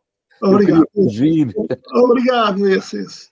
Ora, é verdade o que o Sr. Professor David disse, e é tudo verdade, e está, digamos, codificado, está aceite pela comunidade mundial, pela Organização Mundial de Comércio, a famosa OMC, para regular o comércio entre nações, este conceito de limite máximo de resíduos, que é exatamente isto que o David disse, que explicou, e que depois, eu já aqui volto, e deixa estar a isso, mas agora queria ir àquele agricultor de São Sebastião, que eu não sei quem é, nem me interessa, mas é um homem que existe em São Sebastião, na Ilha Terceira, e que invocou, quando apanhado, quando preventivamente e pedagogicamente foi detectado que ele tinha utilizado uma substância ativa anti-trips, imagino eu um pirtroide, por exemplo, um grupo de substâncias ativas de uma família química que está homologado para trips e não está na banana. E ele diz, mas eu sei que isto mata trips, eu tinha trips na banana, eu usei, não sabia que não podia usar. A questão que eu vos queria pôr é esta. Porquê é que nós paramos nos sinais vermelhos do trânsito? Porquê? Há tipos que não param. E a gente, quando eles não param, a gente fica mesmo irritado. Diz, se aquele sacana não parou, não vai. Porque pode provocar um acidente gigantesco. Mas porquê é que eu hei de parar? Hei de parar porque está codificado que o vermelho é para parar. E que todos aceitamos. Porque mesmo estando codificado, se não pararmos, não serve para nada. Quer dizer, eu de resto, dos sinais vermelhos, eu achei muita graça porque uma das coisas que eu fiz na vida foi ter feito uma arte marcial chamada Aikido. E um dos maiores mestres mundiais de Aikido, quando chegou a Portugal, isto tem a ver com a espada que o Pedro tem ali atrás da cabeça dele, quando o mestre de Aikido chegou à França, isto nos anos 60, ia com um aluno francês e ele parou no vermelho. E ele perguntou, mas porquê é que paraste? Está vermelho. E então? Está vermelho é para parar. E porquê? Porque está codificado. Pois, há regras. Ora bem, as regras estão expressas em cada sociedade nas leis dessa sociedade. E a lei portuguesa é muito clara. A ignorância ou desconhecimento não é paliativo de incumprimento. Quer isto dizer o quê? No direito. Eu não posso invocar que, por não saber que existe uma determinada regra ou lei, eu posso fazer. Não posso. Não posso porque existe a lei. Não quer dizer que todos temos que saber as leis. Teoricamente, todos temos que saber todas as leis. É verdade que não sabemos, nem os próprios juízes sabem todas as leis. Mas a lei portuguesa é isso que impõe. Eu não posso invocar o desconhecimento de uma regra para poder dizer eu posso usar. Não posso. Mesmo que eu não a conheça, não posso. Ora, esse agricultor teria que saber que os pesticidas estão homologados e autorizados para um binómio, para um binário, uma praga numa determinada cultura. Então, se for essa praga nessa cultura, se não tiver autorizado, não posso. Mas isso é muito injusto, porque essa praga aparece noutra cultura. Pois é, mas eu não posso usar. A lei não me deixa. Então, e como é que eu deixaria? Como é que eu poderia? Se a empresa que vende pagasse o direito para eu usar. Mas eles não pagaram. Acharam que aquilo era um mau negócio. E isso faz com que o agricultor esteja legalmente impedido de fazer. É evidente, vocês chegam ao pé do agricultor, tem tripes, explicam-lhe isto tudo direitinho e ele diz, vá passear, vamos guiar, eu quero é aplicar, e pronto, e mais nada. E depois é apanhado. Pois é apanhado. Teve azar, foi apanhado. E isto tem a ver com o limite máximo de resíduos, onde eu quero voltar, que é o que é o limite máximo de resíduos? O limite máximo de resíduos é uma construção. É uma construção de regras, é um racional para poder dizer, vejam bem o que lá está escrito. Nós todos sabemos que os produtos fazem mal à saúde. Bem, sabemos, a Emília já acabou de dizer. Mas se eu comer uma quantidade muito grande, eu morro. Mas se eu comer menos, eu já não morro. Mas posso ficar muito desmoralizado. Não mata, mas desmoraliza muito. Estão a ver? E se eu comer pouco, se calhar, aparentemente não me fez mal nenhum. Mas olha, isto não são só os pesticidas, nem são só os químicos. Podemos falar disto de cervejas. Se eu beber 10 cervejas, eu fico mesmo com uma grande borrachola. Se eu beber 50 cervejas, eu morro como alcoólico. Quer dizer, não haja dúvida. Mas se eu beber uma cerveja, não me faz mal nenhum. E, portanto, depois é aquela história do limite máximo de álcool no sangue. Eu sou um gajo muito forte, aguento muito álcool, e, portanto, eu posso beber 1 litro de vinho ao almoço, 5 bagaços, 1 whisky e vou para a estrada. Está bem? É este o conceito. Nos pesticidas é exatamente a mesma coisa. Quer dizer, alguns pesticidas, se nós tomarmos muito, matam-nos logo. Mas, e ninguém quer morrer, sobretudo os tais aplicadores de pesticidas não querem morrer. Mas se eu tomar menos, ou se porventura eu for contaminado com menos, e atenção, a contaminação dos pesticidas não é só se eu beber, não é só por ingestão, pode ser por absorção dérmica, pode ser chupada pela pele, pode ser chupada pelo fato, pode ser por ser respirado, inalado. Então, aquela história, eu vou fumar um grande cigarrão enquanto eu estou a pulverizar. Não pode fumar. Eu também não posso fumar porquê? Não pode comer. Lá vê o cartaz, não coma, não beba, não fume, enquanto está a aplicar pesticidas. Ponha a máscara, ponha os EPIs. Mas há aqui limites de toxicidade que variam consoante a família química do produto. Porque esta história de não fazer mal nenhum à saúde para umas famílias químicas, para outras basta um bocadinho assim pequenino para fazer muito mal. Portanto, este conceito da variabilidade química desaparece logo. Eu aguento tudo, sou super-homem. E então, há aqui vários conceitos, que é que se ele fizer mesmo mal, nós chamamos isto, o produto é muito tóxico, num conceito de toxicidade aguda. Quer dizer, ele faz mesmo mal ali, naquela altura.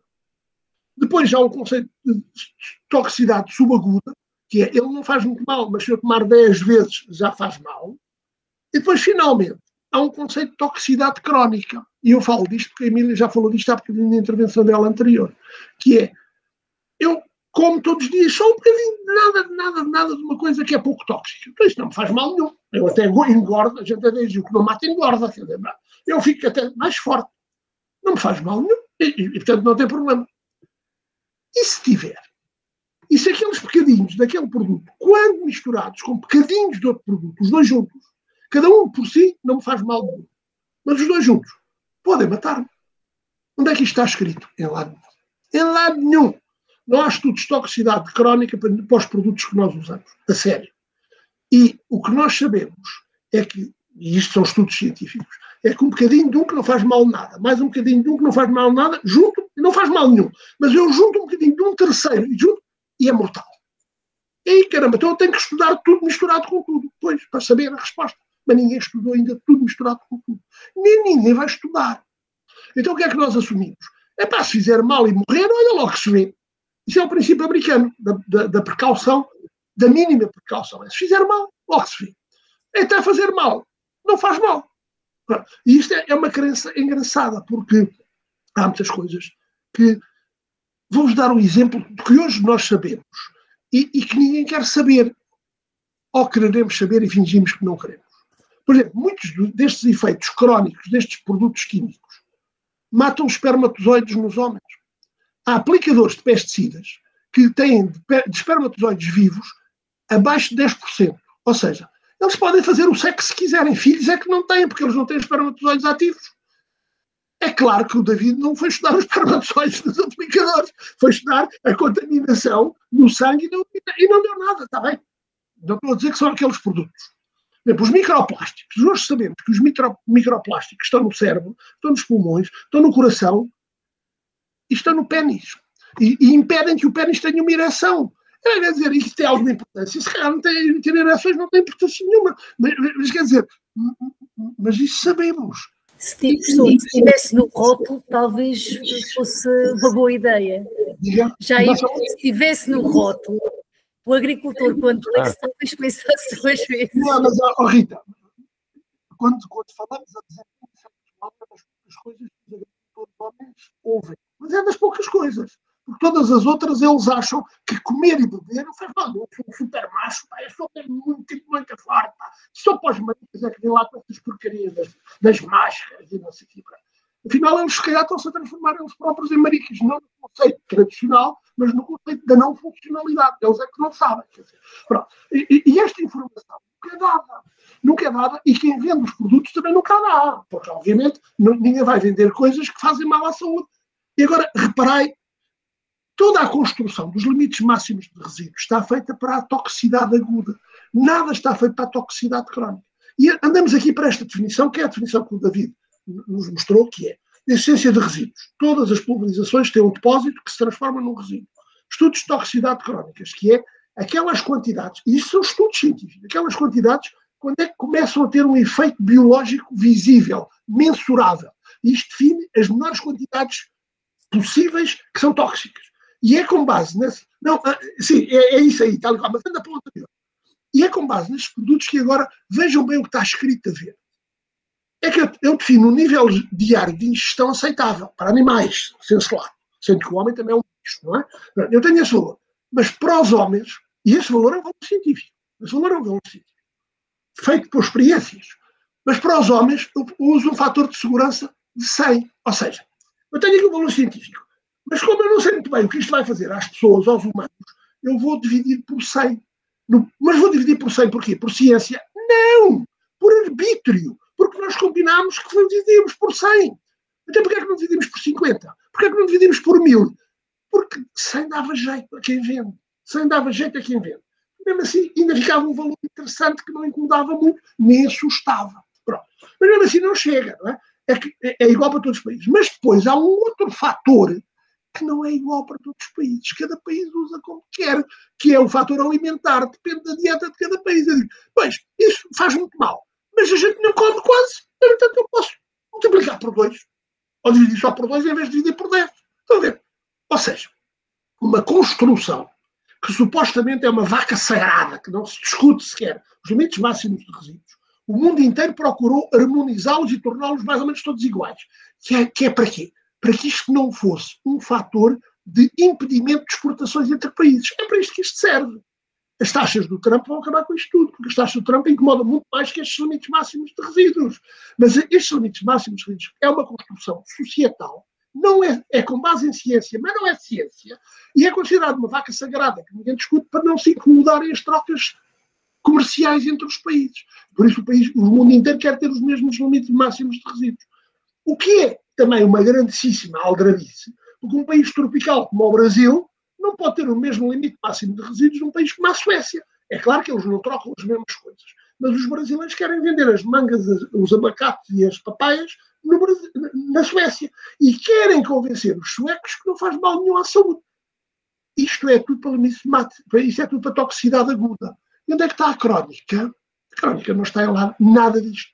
Ou seja, andamos todos a dizer, e os agricultores amam, e os técnicos que estão no terreno com os agricultores amam os limites máximos de resíduos. Quando aparece alguém a falar disto, dizem logo lá, vem este chato, eu estou dentro dos limites máximos de resíduos. E o que é que isso quer dizer? Quer apenas dizer que se eu comer não morre naquele momento. Não quer dizer mais nada. Não quer dizer o que é que vai acontecer daqui a 20 anos. Nada. Os cancros, todas essas coisas. Tem tudo a ver com as crónicas. Os disruptores endócrinos. Tem tudo a ver com as crónicas. E disso, meus amigos, já sabemos muito. Mas não estamos a incorporar isso no processo. E as empresas que vendem não querem nem ouvir falar nisso. Isso é mais um fator de dificultar. Quem usa, finge que não aplica. ou finge que não aplica, ou finge que sabe que não faz mal, ou finge que não tem nenhum, no pressuposto que não é ele que come. Porque eu já tive agricultores que dizem, então, mas você pulverizou isso? Sim. E vendeu às pessoas? Sim. Então o senhor come? Eu não como. Então, mas vendo aos outros? Eu vendo. Então não acha que faz mal aos outros? Não, só dá assim umas diarreiazinhas, não faz mal. Ou seja, nós usamos 2 pesos e 2 medidas para a nossa saúde e para a saúde dos outros. Como nós somos agentes económicos, eu quero lá saber da saúde dos outros desde que eu me compro o que eu quero vender. Estão a perceber? Agora, na verdade, o David tem razão. Se nós levamos isto ao extremo, a gente não compra nem troca nada disto. Ora, quem vende, e quem vende basicamente são os grandes supermercados no mundo, não querem de maneira de ir parar a tribunal acusados, lá está, o David disse isso, a Fruteira e os supermercados, nós não. Quem foi a Fruteira. Fomos à Fruteira, nós não. Quem foi o senhor de São Sebastião, que é de malandro. Vamos ao senhor de São Sebastião e ele invoca a ignorância para se defender. Quer dizer, é assim que isto está construído. Mas atenção, andamos todos a enganar-nos porque o limite máximo de resíduos é de facto uma ferramenta. Não é uma ferramenta comercial. É uma troca para a toxicidade aguda. Ponto. E para a frente. Andamos todos a enganar, a fingir que não existe. E vamos sabendo que existe. Aquela história dos plásticos, aquela história do DDT, aquela história dos disruptores endócrinos, aquela história do DDT no leite, está tudo para além da toxicidade aguda. Tudo. Mas é assim que está montado o mundo, e é assim que está montado o processo, e é assim que está montada a justificação, e é assim que está montada esta aparente concorrência desleal entre... Eu tenho um produto, e eu sei exatamente qual é. É um antimíldio, que foi proibido em Portugal e na União Europeia em 2023. E em 2023 foi autorizado no Brasil. Ora, os agricultores europeus dizem, como é? Então a gente usava, está proibido usar. E os brasileiros começaram a poder usar. Há aqui qualquer coisa que não bate certo. O que é que não está a bater certo? É porque é que ele foi proibido na Europa e porque é que ele foi autorizado no Brasil. Ele foi proibido na Europa porque interfere com a reprodução humana e porque perturba todos os ecossistemas aquáticos. Ele foi autorizado no Brasil porque estes 2 fatores não foram tomados em conta na decisão de autorizar. Estão a perceber? Ou seja, as autoridades do Brasil que o autorizaram querem lá saber de reprodução humana. Até devem achar que tem brasileiros a mais para exportar. Quer dizer, isto é que é as diferenças. Mas vocês levam estas diferenças a um produtor que diz que precisa muito daquele produto e ele está-se nas tintas porque não aceita as diferenças. E sobretudo são coisas que não incomodam a ele diretamente. Ele, se calhar, já é velho, já teve os filhos todos, ele quer lá saber isso. Agora, são coisas destas que são difíceis de explicar. E são coisas destas que interferem com aquilo que eu vos vou falar, que o David vai falar e que a Emília vai falar. Porque estamos a falar de coisas diferentes. Estamos a falar de coisas diferentes. Por exemplo, uma que vos vai perturbar imenso a todos, se calhar. O número de meninas que começam a ter a primeira menstruação aos 8 anos, neste momento é na casa dos milhares em Portugal. Nunca houve meninas com menstruação aos 8 anos. Então o que é que está a acontecer? Está a acontecer que elas estão a ter ciclos cada vez mais precoces. A Emília dizia, isto são múltiplas causas, pois são, eu não estou a dizer que isto é dos pesticidas. Estou a dizer-vos é que a forma de vida, a contaminação que nós temos crónica de todas as coisas, incluindo alguns pesticidas, levam a essas situações. O número de meninos que nascem com o ânus fechado e mal nascem, a primeira coisa que têm que fazer é uma operaçãozinha para abrir o rabinho. É enorme, são na casa dos milhares em Portugal. Isto é devido a quê? É devido a contaminações. Agora, eu não sei qual é. É um pesticida? Não sei, mas também não estou a dizer que não há alguns pesticidas que possam conduzir a isto. Estão a perceber? São as tais contaminações globais. Mas isto é tudo crónico. Isto não se resolve. Quer dizer, eu não como uma fruta contaminada com resíduo e sei que amanhã o meu filho vai ter 8 anos depois a menstruação mais cedo. Não é isso que eu estou a dizer. Agora, há muitas coisas que nós já sabemos. Então, no foro das doenças, já estamos a saber muita coisa. Já sabemos totalmente que os Parkinsons, os Alzheimers, todas as neurodegenerativas, todos os problemas de doenças autoimunes são causadas por contaminações que nós comemos na nossa comida e que absorvemos ao nível do intestino. E quem manda na nossa saúde não é a cabeça. Quem manda na nossa saúde é a nossa tripa, é o nosso intestino, que interfere absoluta e diretamente no nosso cérebro. Portanto, se eu tiver com diarreia, estou a funcionar mal do cérebro. É este aqui. Agora, eu dizer isto a um agricultor das vacas, ele vai dar 3 gargalhadas e vai sair a cortar os vacas. Este passou assim, é maluco. Mas isto é que já sei que é rigorosamente verdade. Agora, nós como é que nós levamos este conhecimento à generalidade das pessoas? Passar na televisão, passar um anúncio do queijo dos Açores a dizer qualquer coisa. Estão a perceber? Mas então, no queijo dos Açores temos que explicar porque é que há um veterinário a ganhar imenso dinheiro a pôr toda a gente a pôr antihelmínticos em grandes doses. Será que a contaminação de lombrigas é assim tão grande nas vacas açorianas? Há uma coisa que é verdade. Alguém está a ganhar muito dinheiro com isso. Que é quem está a vender os antihelmínticos aos agricultores. E, portanto, no dia em que a gente disser isso, se não for de uma forma aceite por todos, nós vamos ser acusados é que estamos a querer estragar o negócio daquele senhor. E com alguma razão, porque ele vende é disso. E, portanto, ele fará tudo para dizer que a gente é um mau drama pior. Ele vive daquilo. Estão a perceber? E, portanto, estes são os dramas dos pesticidas ao longo de todo este tempo. É que nós precisamos tratar. É verdade que nós precisamos tratar. Agora, podemos tratar neste momento com muita coisa, e é a lição que se calhar o professor David tem preparado amanhã, podemos tratar com o quê?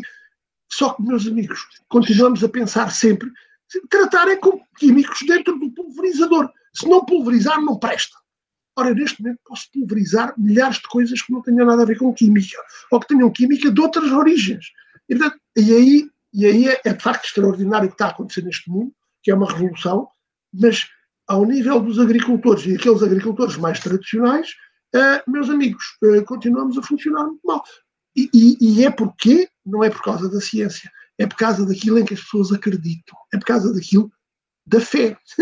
Estamos mesmo a acabar, Pedro, estamos mesmo a chegar ao fim das 2 horas. Eu queria só partilhar convosco uma experiência que eu tive agora, há 2 meses atrás, aqui em Portugal. Participei num webinar com técnicos agrícolas do norte e do centro do país e pronto, eu estava, enfim, a tecer os princípios em que eu acredito com base na ciência que eu conheço e há um técnico da região centro do país, da zona de Viseu, que me diz: professor, já ouvi muitas vezes, isto de luta biológica é preciso ter fé.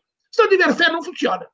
E eu digo: olha, ao Sérgio, esta para o vosso mestrado. Se não tiverem fé, se não forem homens de fé, a luta biológica não funciona. Então, e a química? Será que a química funciona sem fé? Quer dizer, será que o glifosato funciona sem fé? Pois o problema é esse, é que o glifosato, nós durante 40 anos andámos a dizer: o glifosato não faz mal. Brigámos em todos os parlamentos, no Parlamento Português brigámos 2 vezes no ano, temos ou não temos glifosato. A União Europeia brigou 10 anos, autorizou o glifosato mais 10 anos. Então o glifosato não faz mal. Mentira, faz. Sabemos todos que faz mal. Andamos todos a fingir que não, porque dá-nos imenso jeito de pulverizar o glifosato. É que queremos mesmo pulverizar o glifosato, porque mata umas ervas. Pois claro que mata umas ervas e algumas bem difíceis, mas, quer dizer, e é esse balanço do benefício-custo que faz com que normalmente nós adotemos soluções que são muito mais no sentido do lucro imediato de quem as aplica do que do lucro societal de quem as impõe. E por isso, quer dizer, eu neste momento eu devo dizer-vos, mas por outro lado também é muito interessante, é que as abordagens só do racional da ciência, neste momento, não chegam para fazer avançar o mundo. E vejam muito bem, e com isto eu terminava, e não sei, estão a terminar as 2 horas, vejam que nós estamos neste momento ainda com o Papa Francisco, que no seu pontificado já fez duas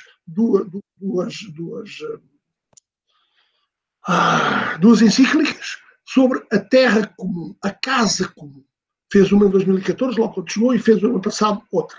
E o que é a casa comum? É a nossa terra. E a abordagem que o Papa propõe é uma abordagem religiosa mística.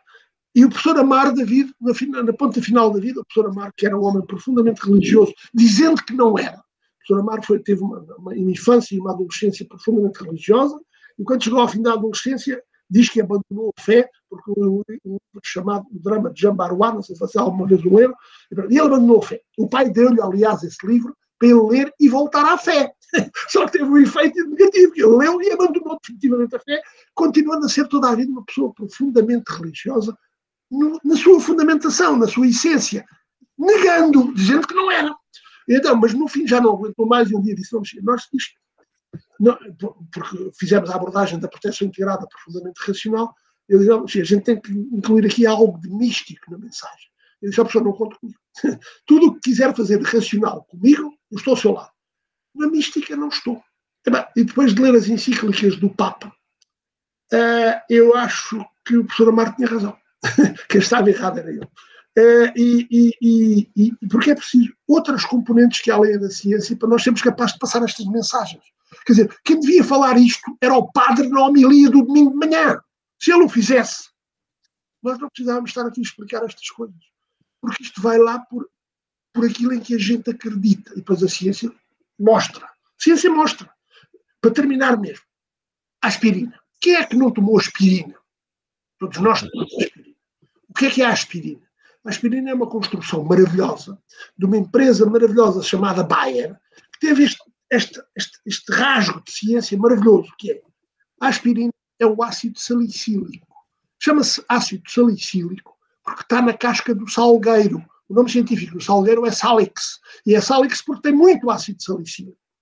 Então, mas o ácido salicílico pertence a quem? Ao salgueiro e a quem tiver casca de salgueiro. E quem é que pode ter casca de salgueiro? Todos nós. Basta ir apanhar um bocadinho de casca de salgueiro, como de resto compramos casca de canela. A gente compra pauzinhos de canela, é a mesma coisa. Os legionários romanos, há 2000 anos atrás, todos tinham um kit de emergência com casca de salgueiro para tomar uma aspirina. Mas quem é que pagava o salgueiro? Era de todos. Então, se era de todos, a Bayer não fazia negócio nenhum. Pois não. Então a Bayer inventou uma coisa maravilhosa. Pegou no ácido salicílico, que é assim um ácido de cadeia linear, e pôs-lhe um grupo acetil, que é um grupo de carbono, um carbono com 3 hidrogénios. Prou! Então ficou o ácido acetil salicílico. Quem é que tem o ácido acetil salicílico? A Bayer. E mais ninguém. Então a gente quer tomar ácido acetil salicílico, paga a Bayer. Muito fantástico. E o que é que acontece quando a gente toma uma aspirina? E a aspirina chega ao estômago. A primeira coisa que acontece é que o grupo acetil parte do salicílico e vai para a urina e vai para o resto, parte não serve para nada, e o corpo vai a chupar o ácido salicílico da casca do salgueiro que a gente não está a tomar um chá. Este é o negócio maravilhoso da Bayer com a aspirina. Eu não digo que não é muito inteligente. É inteligentíssimo. Para que é que serve o ácido acetil salicílico? Para nada, a não ser para enriquecer a Bayer. Pronto. E este é o nosso mundo. E é o nosso mundo com os pesticidas também. Agora, eu preciso, volto ao princípio, eu preciso pulverizar em algumas situações, eventualmente menos do que aquelas que, na verdade, eu pulverizo. Então, o que é que está neste momento a acontecer no marketing das empresas? Pulverize preventivamente. Não há nenhuma empresa que não ponha o preventivo. Para quê? Para garantir a folha de negócios. Quanto mais eu pulverizar preventivamente, mais garanto folha de negócios. Estão a perceber? Agora, era preciso? Sempre? Não. Então, o que é que eu faço? Para prevenir. Ao me prevenir, vale por 2. É melhor prevenir que remediar. Sabemos esses recados todos. Mas na química pode não ser assim. E na biologia, quantas vezes não é assim? E, portanto, é essa variabilidade da biologia que faz com que isto funcione umas vezes e outras vezes não. Se funcionar umas vezes e outras vezes não, empresas como a Bayer, como a Syngenta, como é que garantem o seu rendimento? Fica muito, umas vezes funciona, outras não. Isso eles não querem. Eles querem que todos os anos faturem o mesmo. E a quantidade de pesticidas que tem aumentado no mundo está a crescer nos últimos 40 anos. Andando todos há 40 anos a dizer que temos que reduzir o consumo de pesticidas, o consumo de pesticidas multiplicou por 2,5 no mundo. Então, afinal, andamos a dizer uma coisa e a fazer outra. O que é maravilhoso. Terminei e amanhã eu continuo com vocês. Não sei se o David quer dizer alguma coisa, a Emília quer dizer alguma coisa. Se vocês querem dizer alguma coisa, terminei hoje. Acho que a Rita quer contrapor em relação à vinha. A Rita só apanha nos Açores. A Rita só apanha nos Açores. No pico bate. Acho que ele tem a opinião contrária em relação à aplicação de fungicidas preventivos na vinha. Mas eu disse que isto tem que ser selado. Não quer dizer que nós as situações preventivas. Sim, não quer dizer que nós as situações preventivas. Eu disse que isto tem que ser selado. Eu, se for dizer aos agricultores que não podem fazer, aos viticultores que não o podem fazer preventivamente, no caso das doenças dos fungos, da milho e os alírios, é um problema grave que eles não aceitam. Rita, temos isso neste problema na modulação, por exemplo. Rita, eu moro em Torres Vedras. Torres Vedras é um concelho que tem 2/3 do concelho tapado de vinhas. Eu conheço. Eu estive na estação vitivinícola a fazer o curso de inspectores de materiais vitícolas. Está a ver Torres Vedras. A vinha, quando é que a vinha rebenta? Bom, este ano rebentou final de março. Até final de março estava a dormir. No último fim de semana, no último sábado de fevereiro, todos os anos, se a Rita der uma volta pelo concelho, estão todos os viticultores a pulverizar, preventivamente, A vinha, quando é que a vinha vai acordar? Eu sei lá, daí a 2, 3 semanas, não faço ideia nenhuma, cada ano não é na mesma altura. Mas naquele sábado estão todos a pulverizar, preventivamente. Para quê? Se vier aí o miúdo já está tratado. Como? Como? Que verdade é essa? Que mentira é essa? Não é? Só que isso vem do tempo, mas isso é outra razão. É que isso vem do tempo dos algoritmos de pulverização, das regras que a gente criava para pulverizar, do tempo dos inorgânicos. Eles continuam a pensar cobre e continuam a pensar em enxofre. É o que eles estão a pensar.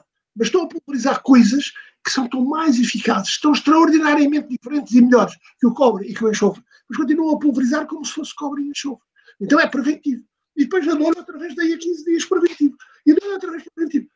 Tem uma razão epidemiológica. O que é que eu estou a tentar fazer? É baixar o inóculo, é baixar o potencial de inóculo.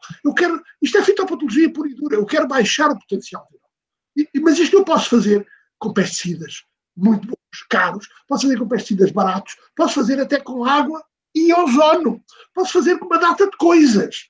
Eu estou a querer reduzir o inóculo, mas isso o agricultor não pensa. O agricultor pensa se estiver protegido, a doença não entra.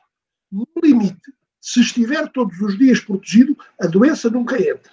Isto quer dizer o quê? Quer dizer que é falso, porque às vezes a doença entra, quando a pressão da doença é muito elevada, a proteção não chega. E segundo, se estiver todos os dias protegido, quer dizer que está todos os dias envenenado. Como é que vai lidar com esse resíduo à colheita? Isso ninguém quer saber. Está a ver? Mas é o problema da prevenção. E ainda tem outra coisa, porque a Rita e o David agora estavam a aproveitar para ilustrar esta discussão com dos elementos mais difíceis do curativo, que é aquelas doenças das plantas que têm ciclos epidemiológicos de 8 horas. Se eu falhar este tratamento e não fizer nada, daqui a 8 horas aquilo está tudo podre. Então tenho que fazer naquelas 8 horas. Não, mas eu nunca sei quantas são essas 8 horas. Imagino que é às 3 da manhã. Não estou lá a pulverizar. Então eu só tenho a solução. É preventivo. Mas esse preventivo é na ótica do resíduo inóculo e de ter uma prevenção cujo resíduo não incomoda. Não é o preventivo para todas as situações. E reparem o que as empresas querem fazer. Trato preventivo. Preventivo é que é. Preventivo é que é. E diz para o meu, não, estou a falar para a cigarrinha. Preventivo a partir... Não, ouçam. Vinha na mesma, para não andarmos a vossa vinha. A quantidade de resíduos de DDT, de que falámos no princípio, nas terras do vinho do Porto, é hoje elevadíssima. Então, mas quando é que se pulverizou o DDT lá? Em 1960, 70, até 79, porque em 79 o DDT foi proibido em Portugal. Então ainda lá está. E porquê é que se pulverizava? Para a traça. Qual traça? Qual traça? A primeira geração, que era quando se pulverizava. A primeira geração, qual é o estrago que faz na vida? Individualmente, nenhum. Qual é a geração que nós hoje tratamos? A terceira. Quando é que eles tratavam com o DDT? A primeira. Então, para que é que trataram? Para que é que puseram tanto DDT que ainda lá está hoje? Está a ver o efeito do preventivo. Agora, isto para as empresas é o caos. As empresas não podem viver na aleatoriedade de ser cada agricultor a decidir o que fazer. Isso aí nunca controlam estoques nem vendas. Então, vão caminhar para o preventivo para garantirem estoques e para garantir vendas. E depois ainda fazem coisas de marketing muito melhor. Leva um pacote, 10 euros. Se levar 50 pacotes, sai cada pacote a 5 euros. Claro que eu levo logo 50 pacotes para 10 anos, quer dizer, que é maravilhoso. Então, tudo sai do mercado. Sai do mercado, o que é que eu faço? Agora já não posso aplicar. Não posso aplicar e está na prateleira e eu paguei. Vou já aplicar. Pronto. É assim que nós somos. Isso já nos aconteceu com o clorpirifos em banana. O clorpirifos já tinha saído em banana e batata doce.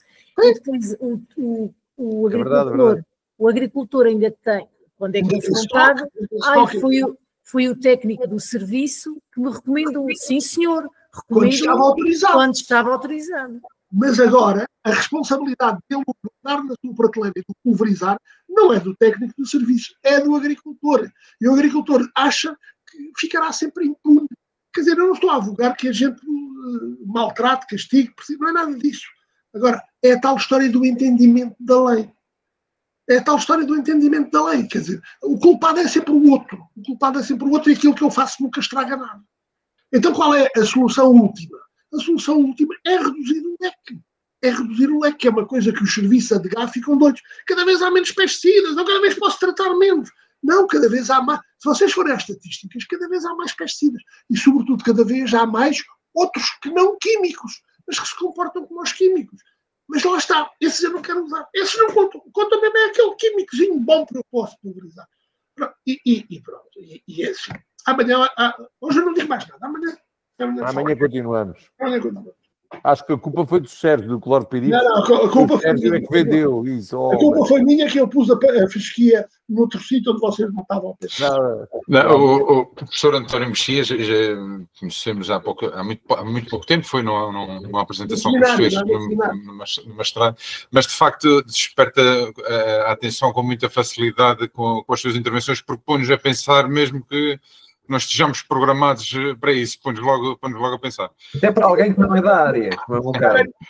Já ganhei o dia. E, de facto, esta questão dos fitofarmacêuticos tem muito que se lhe diga, porque é um mundo, acaba por ser um mundo, e se é um bocadinho complicado para quem tem alguma experiência na área, então para um agricultor que não tem qualquer escolaridade, muito mais o será. E, de facto, acho que o desafio passa muito pela formação, nem que seja o padre na igreja, mas passa muito pela formação. Vocês gostaram dessa? Antigamente os próprios padres davam recados em relação aos tratamentos. Atenção. Exatamente. Não se esqueçam de estar na altura de tratar. Como também dizia, não se esqueçam de estar na altura de votar. Não, mas a última provocação de hoje. Não se esqueçam que os professores, os formadores, os cientistas, são gente cultiva a dúvida. Se nós não tivermos a dúvida, nós não conseguimos fazer hipóteses nulas de trabalho. Se nós não tivermos a dúvida, o conhecimento não avança. O conhecimento só avança porque a gente faz outras experiências porque tinha dúvidas sobre ela. Os técnicos que prestam serviço aos agricultores, se chegarem ao pé de um agricultor cheio de dúvidas, o que é que este parleiro me acaba de fazer? Só me vem aborrecer. Nem por cima não me sabe dizer nada de jeito. Só tem dúvidas. Dúvidas já não tinha. E o agricultor não quer ter dúvidas. Dúvidas já ele tem. Será que esta semente é melhor? Será que o adubo chega? Será que eu vou ter água? Será que vende bem? Então está aqui um bicho, como dizia aquele bananicultor do Pico, lá David. Como é que o gorgulho veio para as bananeiras novas que eu pus e ele não sabia que estavam lá? Perguntou pela mim e ao David. E o que nós dissemos foi... das bandeiras. A Rita sabe que não é. E o que nós dissemos foi, como é que sabe que os gorgulhos não sabiam que eles estavam lá? Então como é que sabiam? Cheiraram. Porque aquelas bananeiras novas que estão ali estão a gritar, a dizer que estão cheias de sede e estão em stress, estão a fazer uma birra. E o escravelho ouviu. Ele está a fazer uma birra, é ali que eu vou comer. Pois, o homem tem... É evidente que isto é uma linguagem muito simples e muito básica, mas os mecanismos biofísicos que estão ali a acontecer são estes. E ele tem que perceber que o escravelho sabe exatamente que estão lá aquelas bananeiras novas. Ou as protege ou não. Quer dizer, o que o homem não sabia mesmo era que tinha tanto escravelho, tanto mergulho. Isso é que foi a maior surpresa da vida dele. E agora, e o que ele quer mesmo é que eu e o David diga-nos lá a receita para matar isto tudo. Não há. Não há receita para matar aquilo. E se alguém lhe a vender, é para ganhar dinheirinho, porque não está a vender a verdade. Agora, Ismael, está muito calado, que tal? Ismael de vez em quando ria-se, pensou, estão a enganar. Não apanharam muitos conceitos, escaparam-se, portanto... Não foi mal. Eu acho que nós perdemos... nós perdemos foi a Ana Rita. Onde é que ela está? Não, também está. Está ali. Está. A Ana Rita ainda está ali. Mas é como o Sérgio diz... Este homem que eu ouvi pela primeira vez em 1990, que vinha de Inglaterra, de cavalo de doutoramento, pôs-me a pensar desde essa altura. Fevereiro de 1990, David. Havia reuniões, Sérgio, que a gente saía, com ele e com o professor Manford, que já faleceu. Cheíssimo de dores de cabeça, e depois assim. Agora tivemos para aí 2 horas a falar. Agora vais resumir aquilo que a gente teve a dizer. E resumir. Hoje em dia, com as tecnologias, essa era a parte fácil. Pois, mas naquela altura não havia. Nós falarem em tecnologias, se calhar amanhã dá-se continuidade a esta utilização de tecnologia para continuar a próxima sessão, a segunda sessão deste tema, que será certamente, no mínimo, igualmente interessante. Portanto... Eu convido a todos os que aqui estão a continuarem na sessão de amanhã.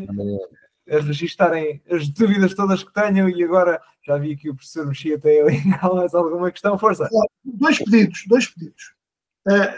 Todos os que aqui estiveram se preparem para amanhã e venham, tragam todos um amigo e falem com o padre da próxima. Ainda tem hipótese de divulgar pelos vossos contactos, não é? E trazerem amanhã também para se juntarem. Acho que só têm a ganhar. Eu amanhã, em princípio, só entro mais tarde. Tenho que ir a uma consulta com o meu filho. Mas bem. Eu não me tinha inscrito na sessão de amanhã porque julgava que era uma repetição. Automático. Eu também pensei que era uma repetição de hoje. Mas para que eu estou a perceber, não. Não. Vocês não conhecem temos cenários diferentes. Aliás, muito para abordar. Eu tenho que dizer que eu agora vou ter que rever a matéria preparada, não é? Os dispositivos já foram. Uma maldade que agora tenho que ir. Preparar de outra maneira. Não é rever a matéria, mas já pronto. Ainda bem que sim. Me perguntou: o que é que queres fazer? Falas tu primeiro ou falo eu? Deixa-me fazer um introitozinho e depois falas tu. Fica para amanhã. Não. Acho que é melhor esta metodologia assim. Participação ativa de todos. Não, tenho medo. É que as pessoas que estão mais longe de nós, não quero personalizar em ninguém, mas as pessoas que tenham menos formação, assim, se sintam muito distanciadas ou inibidas. E isso eu não queria. Não pode Portanto, ser. se calhar temos que falar dos conceitos mesmo para amanhã puxamos pelo Ismael, pela Ana Rita, assim, vamos pôr coisas mais focadas neles, para eles darem a sua opinião. Pela menina que se escapou à proteção das plantas na licenciatura, mas agora vai fazer. É verdade. A Inês. Muito bem, então tem um prémio, ainda vai ter o cartão da pescadora. Fazemos aqui então o encerramento desta primeira sessão, e obrigado mais uma vez a todos os que estão aqui a participar. Muito obrigado aos nossos 3 oradores nesta sessão que enriqueceram aqui claramente este debate. Vou-lhe chamar um debate. Mais do que sessão de formação ou o que é que seja, acho que é um debate interessante. É um debate formativo. É um debate formativo, exatamente. Por isso, obrigado, e amanhã cá estaremos à mesma hora. Ok. Até amanhã. Um abraço. Obrigado. Boa noite a todos. Obrigado.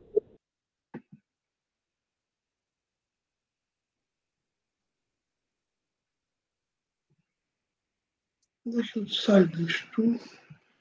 É que não estou a saber onde é que... onde é que eu saio? Tem o sair da chamada vermelha em baixo, se passar lá o rádio. Já que veio, não saiu. Ainda não pode terminar esta videochamada. Está a ser gravada. Porque está a ser gravada. Está a ser gravada, então espere lá. O meu amigo tem que desligar a gravação.